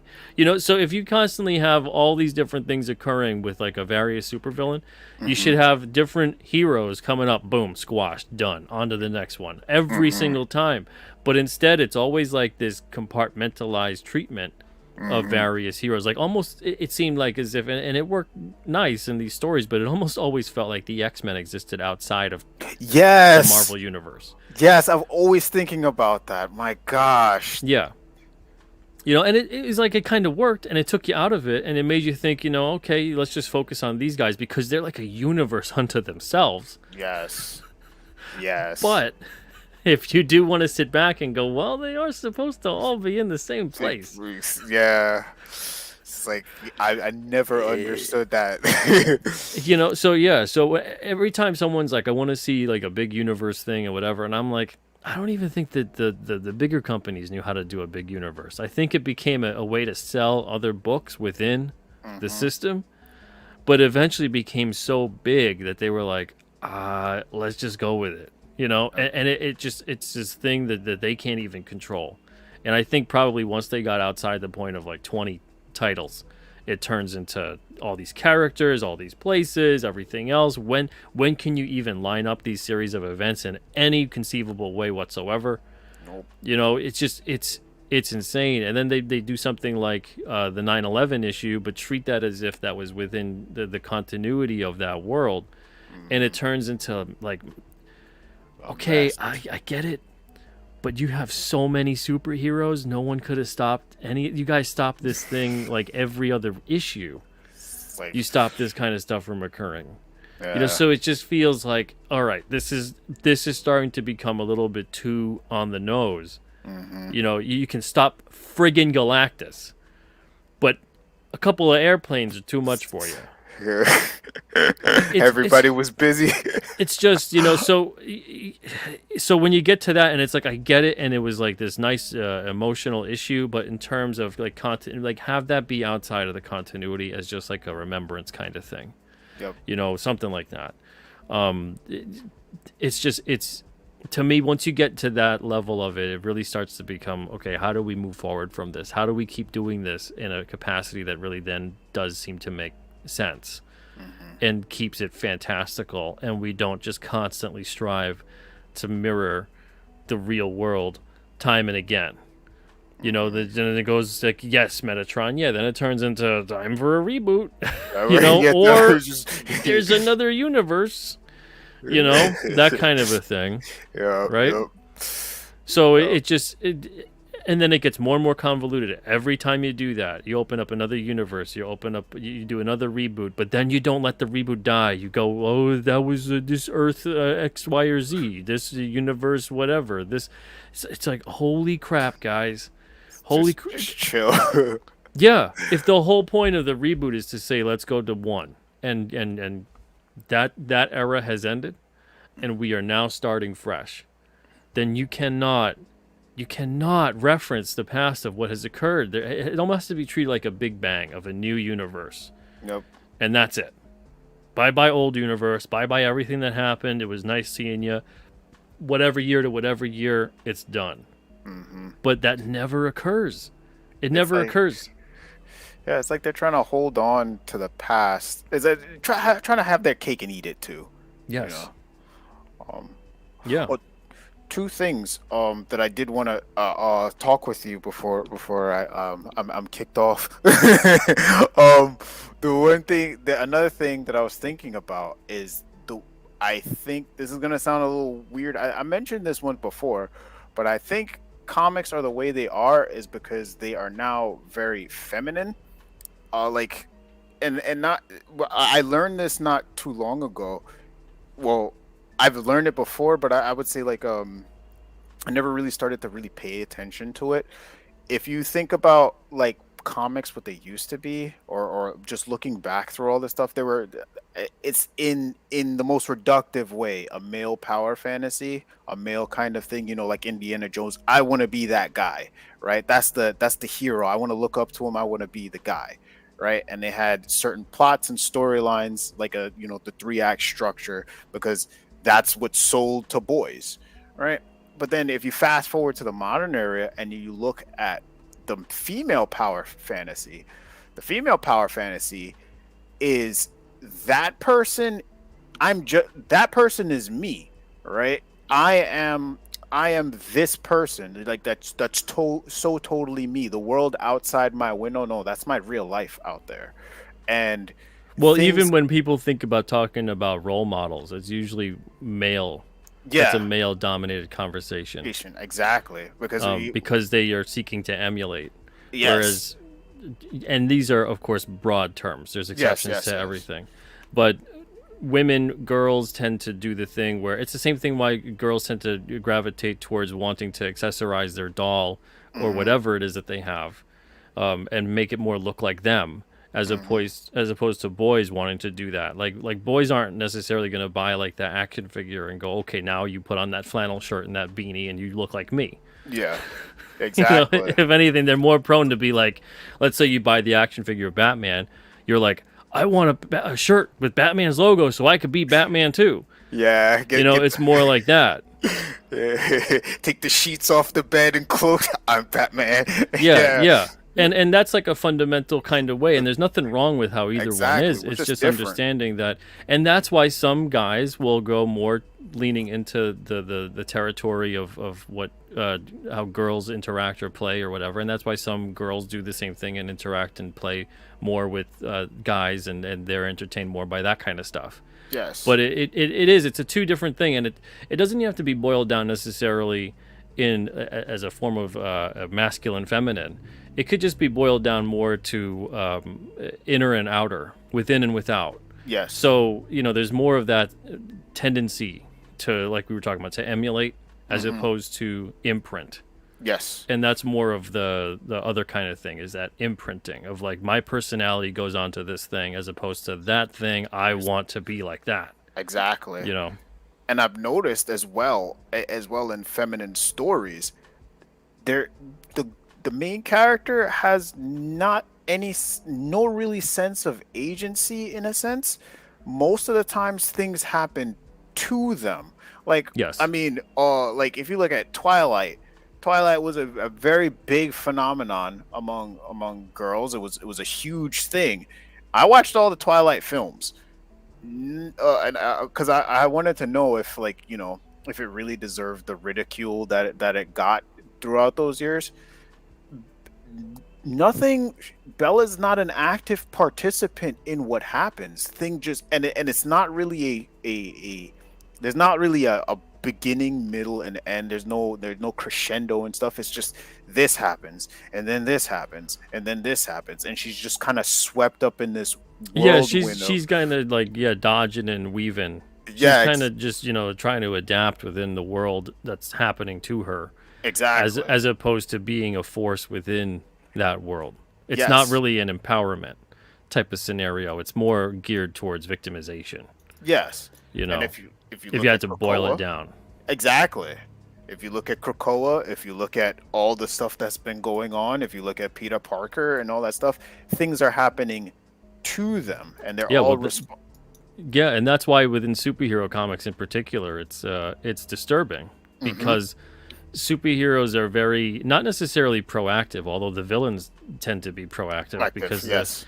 superheroes tend to be reactive. hmm But you still get these heroes who will go through bad things, but try to persevere and try to overcome these adversities and these obstacles. Whereas in the other scenario, a lot of things are happening to them, and they're just kind of like, I guess I gotta make the best of it. Yeah. And that's Exactly. just not necessarily an empowering kind of story perspective. That's Yeah. more like you're telling the perspective of someone where the world is crushing them and hmm they're just trying to get by one day at a time. That's and they might think that's relatable because we all go through that. That's kind of our daily experience is the world just kind of crushing you and you're hmm just trying to find a way to get by. But the Yep. thing is that that's what makes the other stuff so inspiring and aspiring hmm and that's the thing that made it so appealing to people too and so it kind of showed you that you could actually apply yourself Yeah. achieve something. You're going to go through hardship, it's going to be tough, but you can still do the right thing by yourself and by others and achieve some sense of empowerment That's the where sauce. yeah and that's the part that made that stuff great. So people who, and of course, no wonder why. I mean, we see it. It's been a very prevalent attitude in the past 10 to 20 years, slowly creeping in, but definitely within the past 10 years, it's been like hmm full tilt. The narcissism, the victimization, all that kind of stuff, where like you are the universe, me, me, me, me, me. Not thinking of others, not thinking of whatever, and that's the thing that's so strange is because empathy would require you to not just feel for someone else but understand and feel what they are going Yeah. through, really understand it, and that would require a sense of understanding outside of yourself. But if Yep. you are constantly in a position of going, like, let's say you told me the worst thing that just happened to you and it was this horrible event in your life, and I just go, oh, that's really bad. Me too. That happened to me, and I went through that, and this and that, and everything is I, me, me, me, and hmm that's not understanding and validating and empathizing with you. That's hmm hijacking how you. But people think that that's empathy of like, Yep. oh yeah, I know what that is because I went through this thing too. But you're hmm now completely actually ignoring what the other person has just said and went through, hmm and you just made it about you. And we see that constantly occur time and again. And it happens within the storytelling, it happens within entertainment, it happens all over the place. Yep. And it's encouraged, actively encouraged that's actually empathy. That's not empathy. That's not hmm empathy at all. Empathy is allowing that person to share their experience and that you not just communicate to them that you understand how that feels, but you continue to work out whatever it is that they're going through, ask them questions and see how they want to respond and discuss it with them. But it's a very strange thing. And we see that a lot. We see that a lot in storytelling now, where it is a dismissive tone in terms of they can't overachieve, they can't achieve and overcome various things. It's just they're as powerless to it as you and I. It's the And, storyline of villains. and yeah, and that's a strange thing. Yeah, everyone feels like they're the villain because that's how you would write the villain. The villain is constantly going to be like, oh, the world's happening to me and everything is horrible, and I want everyone to feel my pain. hmm And unfortunately, when you get heroes that are in that position, Yeah. There was actually a CBR article on that about how the comic pros, I think years back, saying that um yeah, it's weird how we feel more relatable to the villains than we do to the heroes. And that was like an early telltale sign. It was before the super dumpster fire that we have today. But yeah, they were kind of saying that they feel more in line with. It was around the time when that She-Hulk comic came out, where that person was graped, and they prosecuted them, and then they got sent to jail. But then She-Hulk was like, "That's not enough of a punishment," so she chased down the armored vehicle, busted Oh out, and yeah, then yeah. yeah, it was around that time. I mean, dude, I saw this. This is happening even today. I'm a big hockey fan. I don't talk about it too much because I find that it just goes in one ear out the other with a lot of people, and I'm like, I hey, I love get hockey. it. Okay, maybe I'll talk about it more. Who knows? So I don't know if you heard the horrible thing that occurred over in England. And it was a different league. It was a former NHL player. Only played a couple of games in the NHL for the Penguins. This guy Adam Johnson, and he got killed in a freak accident. That's how it was being reported, that a blade had cut his throat. Yeah. I can't even imagine. Horrible thing. So I'm imagining in my mind, like, oh man, that's like the scenarios that can occur. I've seen that happen, and people have fortunately been able to they get a nick on the cheek, or they got hit somewhere else, or it didn't cut too deep. I've seen it happen. You can hit somebody, or someone goes up wrong, loses momentum, the skate comes up, and the timing is horrible. Yep. Nothing was reported the way that it actually happened. And when I didn't want to watch the video, but I saw it pop up in my feed, and I was like, that is not a freak accident. That is not a freak accident. The dude is skating down, and the other guy makes a beeline for him, jumps in the air, and friggin' like kung fu kicks the guy right in the damn neck. Yikes. Like, you don't... He wasn't off balance. He wasn't hit weird. Nothing occurred like that. Nothing. And I'm not saying that he meant to kill the guy, but holy crap, he meant to hurt him. Yep. You don't. This isn't like even soccer where accidentally you go to do like a bicycle kick or something like that or whatever, and you hit someone in the face or something. Yeah. You're not even supposed to leave the ground when you check a dude. That's a penalty. And I can't believe the people that I'm seeing on the internet. I mean, I should be able to believe it at this point, but some of them being like, why are people cyberbullying the guy that did that? I feel so bad that he did blah blah blah. It's like, that's nuts. He killed the dude, and you feel worse for him than the dude he killed. Yikes. That guy should not even just be out of that league. He has a prior history of actually kicking people with his skates. He should not be just out of the league. He should be brought up for whatever the hell is the equivalent of manslaughter charges at the very least over there. I have no idea what the hell their legal system is like in England on that level. But good God. We're making a victim out of this guy who, it's that kind of thing of, oh, well, he didn't mean to do it. Oh, okay, so every drunk driver, right, who didn't go out and mean to kill that whole family, well, let's feel bad for that drunk driver. Like, and that's how far do we want to go?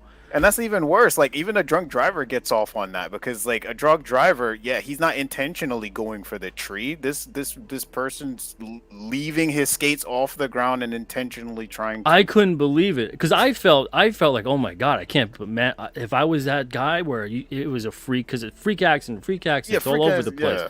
And I'm like, I know how that could happen. It's happened before to me where, like, and I never hit anybody and no one ever hit me, thankfully. But it's always like, whew, that was close. I'm like 3 inches away from like getting a skate to the face, Yep. But it happens where people get upended, they get hit wrong or they turn wrong and they fly up in the air. And depending on the timing and where you are, where they are, something horrible can happen. Yep. It's never intentional, though.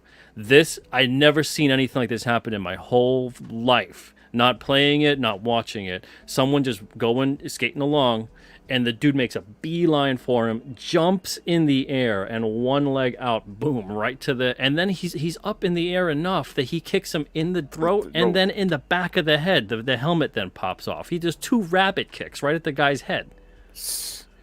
Yeah, like, that's not a freak accident. That guy should be barred and jailed. Like, that's terrible. Like, yeah. Holy crap! I couldn't believe, and most of the people were like outraged, but I couldn't believe like the handful, dozens of people where I'm seeing them being like, oh, if you don't pick on that guy, blah blah blah. This was just an accident. And they were like, did you see what occurred? And they're like, yeah, I did. And it was clearly an accident. He didn't mean to maybe he didn't mean to kill the guy. Yeah. But he clearly meant to hurt the guy. Put him in the hospital. I don't know how you can't say you meant to not hurt the guy. You're kicking him with a friggin' blade on your foot. Yeah.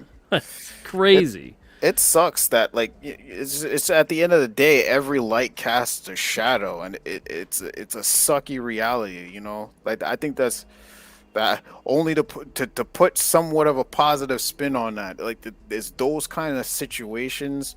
Not saying that what happened there's any excuse for that, but it's those kind of situations, concepts. That's what I should say. Those kind of concepts that sometimes make me feel maybe I should put my stuff out there. You know, because someone's gonna like it, but that I'm yikes. Yeah. Put your stuff out there, man. Get the best thing you can do for yourself and for the world. And I sincerely mean this for everybody. Whatever you're creating in a positive way, that you're getting stuff out there, you're telling stories, you're making characters, you're doing something, you're making music, you're making books, you're making paintings, whatever it is, creating in a positive way is the best thing you could do. Get that out into the world. There's a reason that is entering your mind and coming through you. It is supposed to get out there. It is supposed to get out into the world. And whether or not it even benefits you, which if you do it long enough, if you get good at it, if you concentrate on it, you will get good enough to a point that it could benefit you.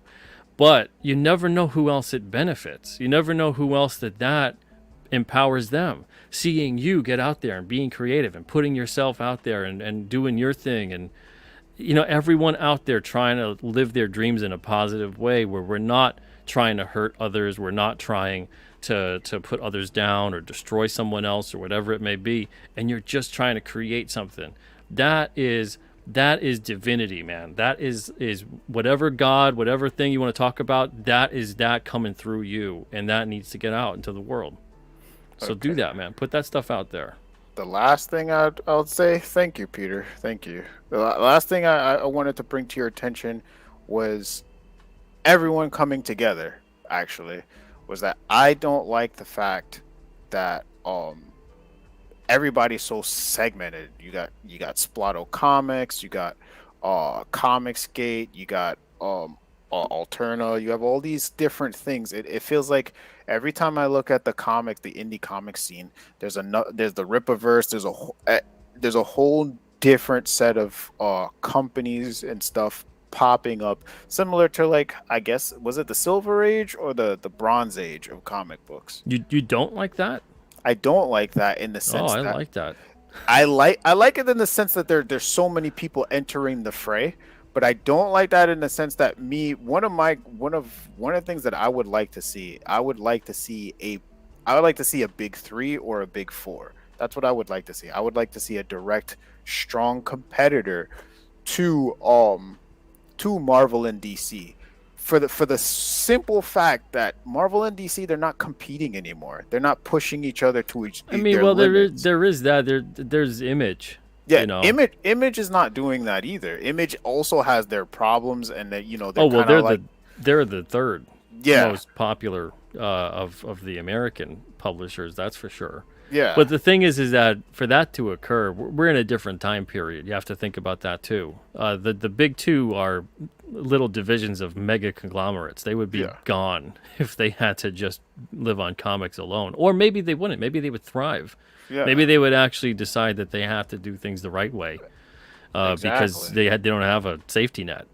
But in the capacity that you're talking about, you would have to then do something that would be antithetical, I think, to what a lot of people want to do, which is at the core of it, the thing that's most important to these people that are creating these things is the independence.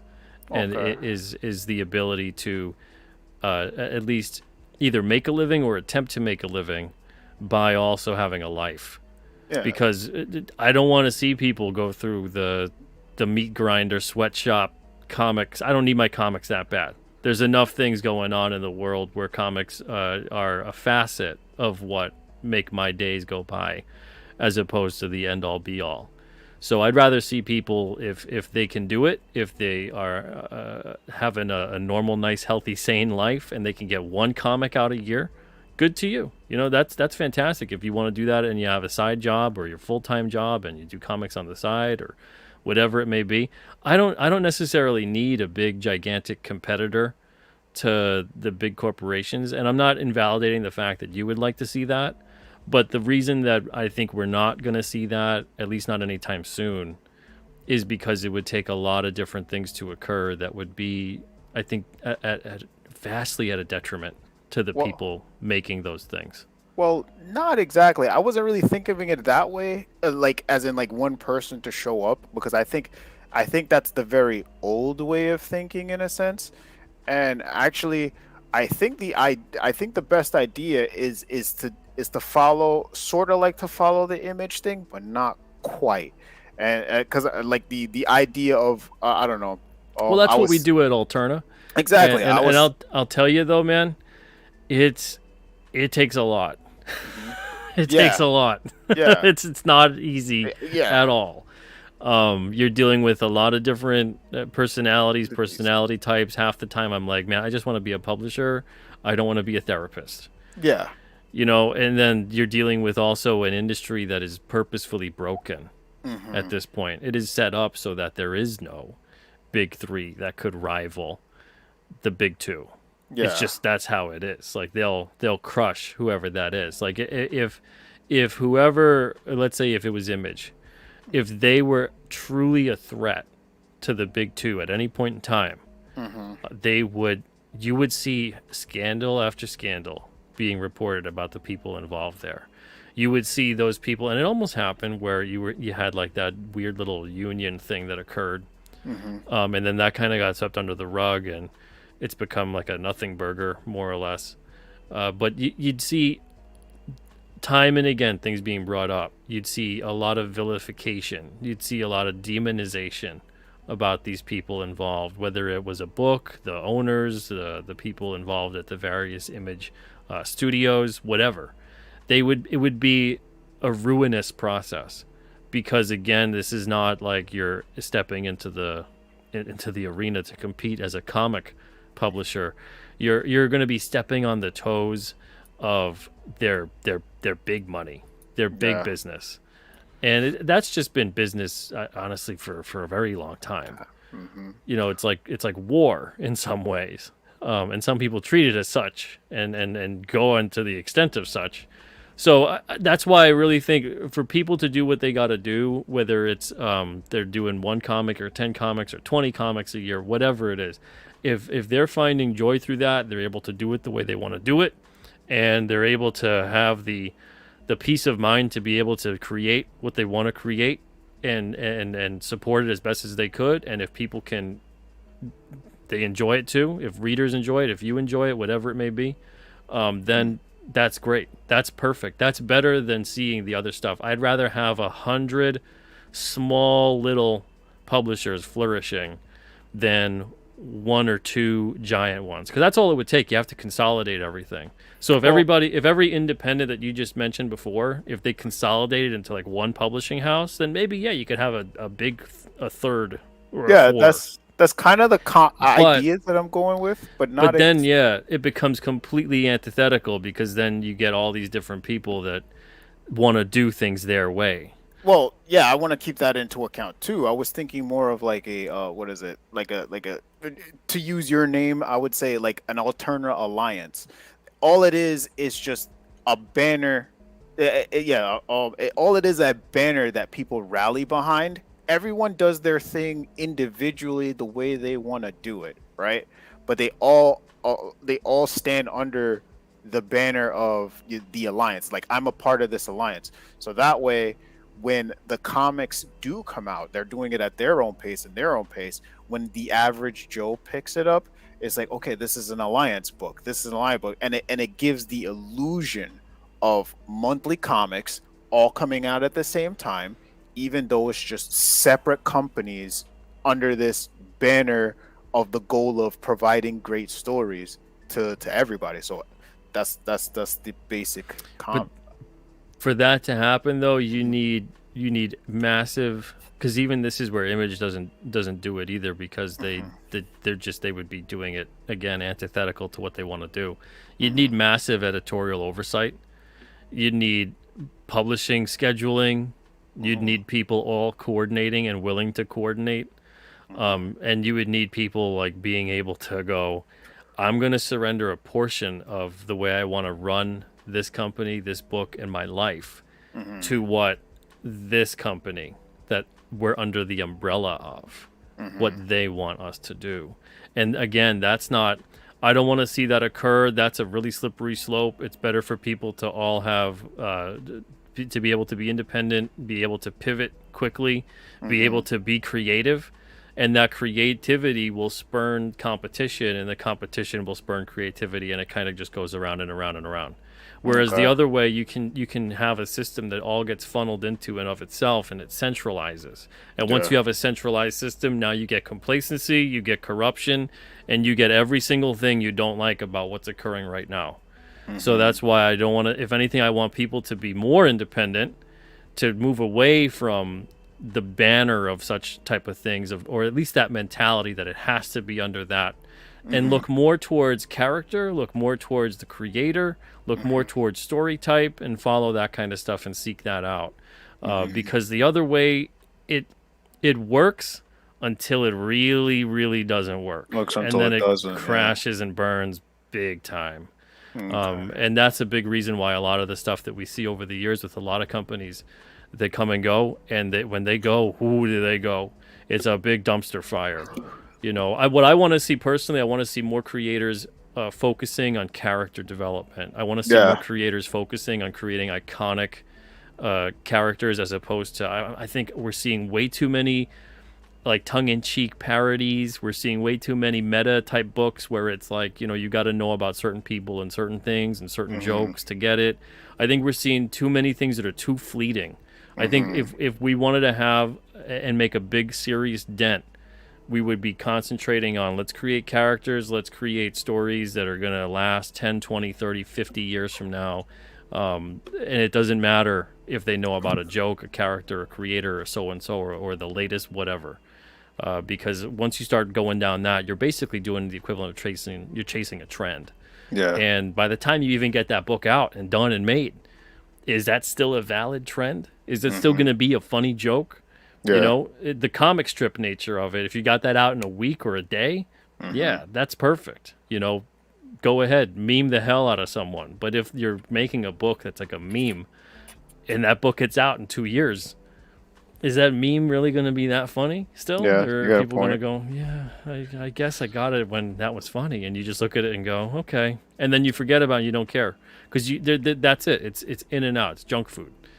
I want to see people that are very talented, and there are a lot of talented people doing this, but I want to see more focusing on character, focusing on creating something because that's how you start rivaling what's created. You start creating things of more of an iconic nature. Do you think that will solve somebody put it, I think it was Doc from Thinking Critical, he put it as the mall issue. And basically, the mall needs to have at least 2 flagship stores, the flagship stores at either end, so people could come in, and people then will shop around for the small stores. And the comic situation is essentially DC. I mean, in comics, honestly, it's not even an indie problem. This is a comic industry problem. We don't really have many websites you could even turn to. What is there? Midtown Comics, TFAW, and maybe 2 or 3 others that would carry largely what's out, Well, it's not so much about carrying. More. What I mean by this is that, all right, Marvel and DC are the big flagships of this mall, quote unquote, right? People only go to the comics, only go to this imaginary mall to pick up Marvel and DC. While they're in the mall, they'll pick up an alternative. They'll pick up a Image. They'll pick up a Splato Comics, right? But if those 2 flagships aren't firing on all cylinders, aren't offering products for this comics mall, then no one's going to come into the mall for the small comics. I'm saying, do you think that focusing on character and think will solve the issue where people will walk into this comics mall to pick up the smaller stuff rather than going, comics aren't good, Marvel and DC aren't good, I right? think so. I think focusing on character would really help. I think that's where the comic industry always goes askew, is it kind of starts focusing sometimes on either a derivative character or they're focusing too much on plot and not enough on character. So you're like, oh, it sounds interesting, and then you look at the characters and you're like, they seem kind of generic, and they're not really engaging, and the design isn't there, or the name sucks, or 100 different reasons people can give for why the character doesn't appeal to them. But yeah, I think focusing on that more will help in the long run. That's what most of us remember from stories and from franchise type things and from ongoing comics is, you follow the character that you like, and then the plot that they're involved with comes second. But I got somebody waiting in the back, and then I got a jet, so I've got to have them on here for a little bit. Thank you so much, Xerd, for Thanks so the conversation much tonight. Yeah, no problem. Thank you. No problem, man. Have a great night. Happy Halloween. You too. Bye. Hey, what's up, Spicer McLeroy? Says Happy Halloween. Successfully passed out all the Alternaween comics. Great idea, Pete. It was a big hit. Definitely the only one giving out comics for Halloween. That's awesome, Spicer. Great to hear that. That's I'm hearing that from a bunch of people tonight, that you guys had a great Halloween. Good stuff. All right, before we close out, Jenko, what's up? Hey Pete, what's up? What's up? What's up, guys? How's it going, man? Thank you for being patient in the back room there. Yeah, sure. Yeah, I'm patient for one of my comic heroes. Oh, I appreciate You that, know, man. It's I too kind. saw a live stream you did with Elliot Rodriguez, and you were talking to him about the things you did with King Cryptid, and I really admire how you try to bring back these old comic book tools that they aren't using anymore, but they are vital because they are the heart of the medium, which to me are omniscient narration or third person narration and the thought balloons. Those two I think are vital, and it's a shame that people just aren't using them anymore. Very true. You mean like the thought balloons and narration, that kind of a thing? Yes. Yeah, Pete, yeah. let me know. Can you hear me That's well? another. Yeah, I can hear you well. There's a little bit of a delay, maybe like a 2 or 3 second delay from, I think, when I talk to when you're hearing it. But other than that, I hear you perfectly fine. But yeah, I think there's so many tools in the comic book creating shed that for some reason or another they went out of fashion, or people don't think they should use them anymore, or whatever it may be. The biggest one for me is it sucked me right out of comics when I noticed that there's just no more thought balloons. It's just they had like the captions, sometime they would be talking about what they're talking about, but it's a different usage than Yes. how the thought balloon would be used. And you really have to go in there and read your weight in comics to get the language of how that could be utilized effectively. And then I love the idea of the narration, like the third party narrator. That's not coming from a personal point of view or whatever, but like an overseer of the story, being able to frame the story in a certain capacity. I think that adds something as well, where you're able to really be more immersed within the story. Some people would disagree. That's fine. But for me personally, I love comics that are like that. And I don't like it when obviously they do the thing where a guy's running down the hall and they're like, he ran down the hall. Like, that's Yeah. not what I'm talking about. That's It's just kind of redundant. is redundant. Exactly. But the thing that they're painting an image with that narration, they're adding more to it. There's I use the phrasing of exposition juxtaposition. So when you're going to give exposition juxtapose the scene with something that's occurring, so you're adding more information to the reader, whether it's some insight into the character or framing a scene or expounding upon a theme within the book, something that provides depth to that story, not just being redundant. Yes, exactly. I mean, I think the reason that many writers have gotten rid of the usage of thought balloons is because they look a bit outdated. So, if you let me, please, Peter, present something in the screen. Sure. because Yeah. I want to show this to you and your audience, because I think I've created a way to make the thought balloon not look outdated. So let me show you. Yeah. Yeah. Let's see. Yeah. Go to share that, and then I'll pop that up on the screen. Okay. I'm not seeing anything just yet. In case you're sharing it. Yeah, just let me open this. Okay. But yeah, I think there's a lot of different things that are happening within comics, and I think that goes back also to what we were talking about earlier, where there's just not a lot of writers that would write in that capacity, and I think that's unfortunate. I think that's something that really helps. There's writers that sometimes they write a lot, and they're not really saying much of anything. And then there's writers that don't write a lot, and they let the art really do the heavy lifting of the story, and you'll get done with that comic story-wise within 2 minutes. And it feels like they really could have added some more to that. Because that's all storytelling is communication. Are you sharing your screen, or you shared a link? Yeah, so Okay. I just send you a link in the, I think it's called Green Room, of what I want to share. Okay, let me bring that up then. All right, so this is it. Yeah, so if you please can zoom in to the first 3 panels. Okay, thanks. So Pete, I want to show you this. This is a remake of Jim Steranko drawing a page from his Strange Tales, starring Nick Fury, and he used the thought balloon here, and I've made it so it looks a little bit more modern. And I wanted to show you this in case anyone wants to use this tool, which I think is very important, but is worried about it being a bit outdated and stuff. So as you can see, I made the thought balloon transparent because, and I think my thought process behind that is that the thought balloon isn't meant to be actually set.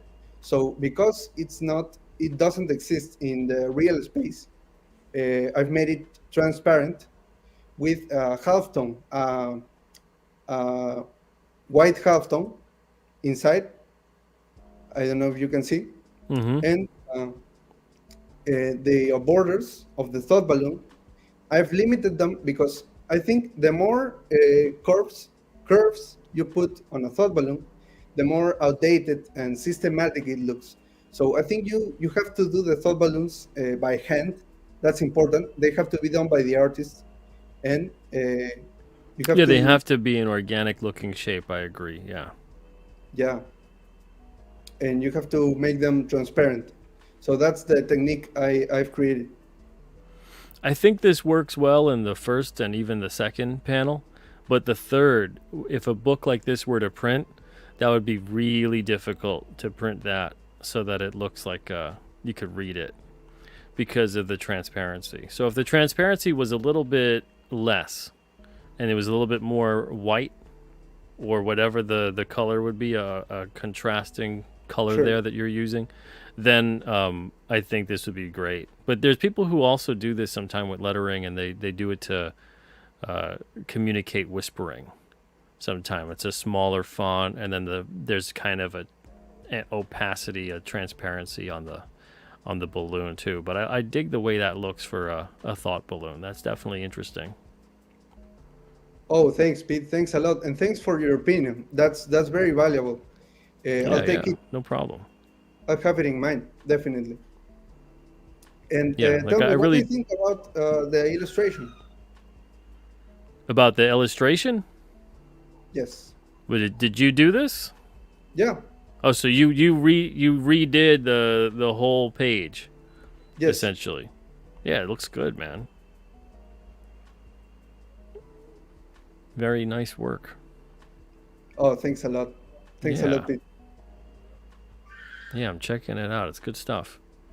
Yeah, I did the coloring and everything. It was my tribute to Jim Steranko because I admire him a lot.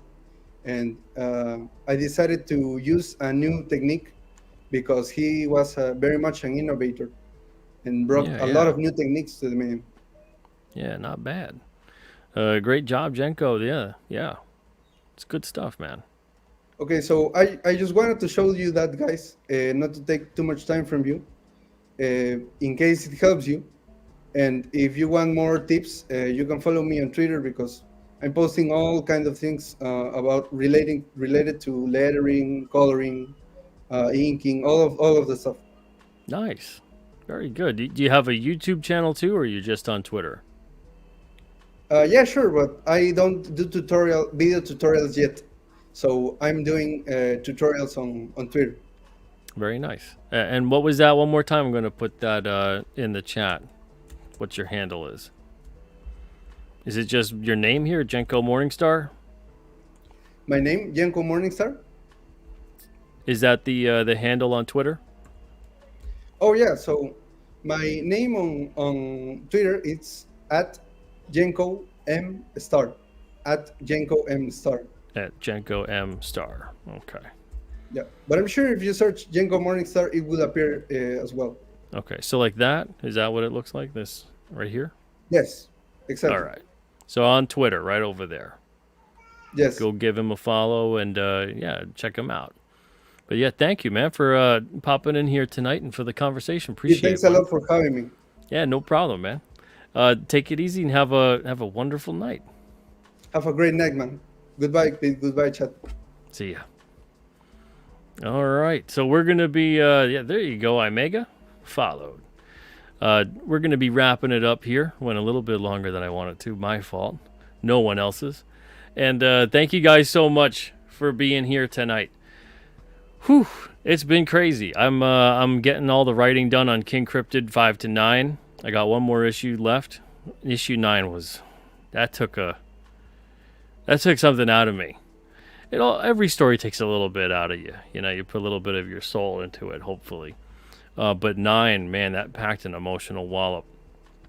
Now, my hope is, of course, that emotional wallop lands, that you guys feel it as well. King Cryptid goes through a lot in that issue, and he learns a lot about what's happening in the world around him. And we also meet a few new faces.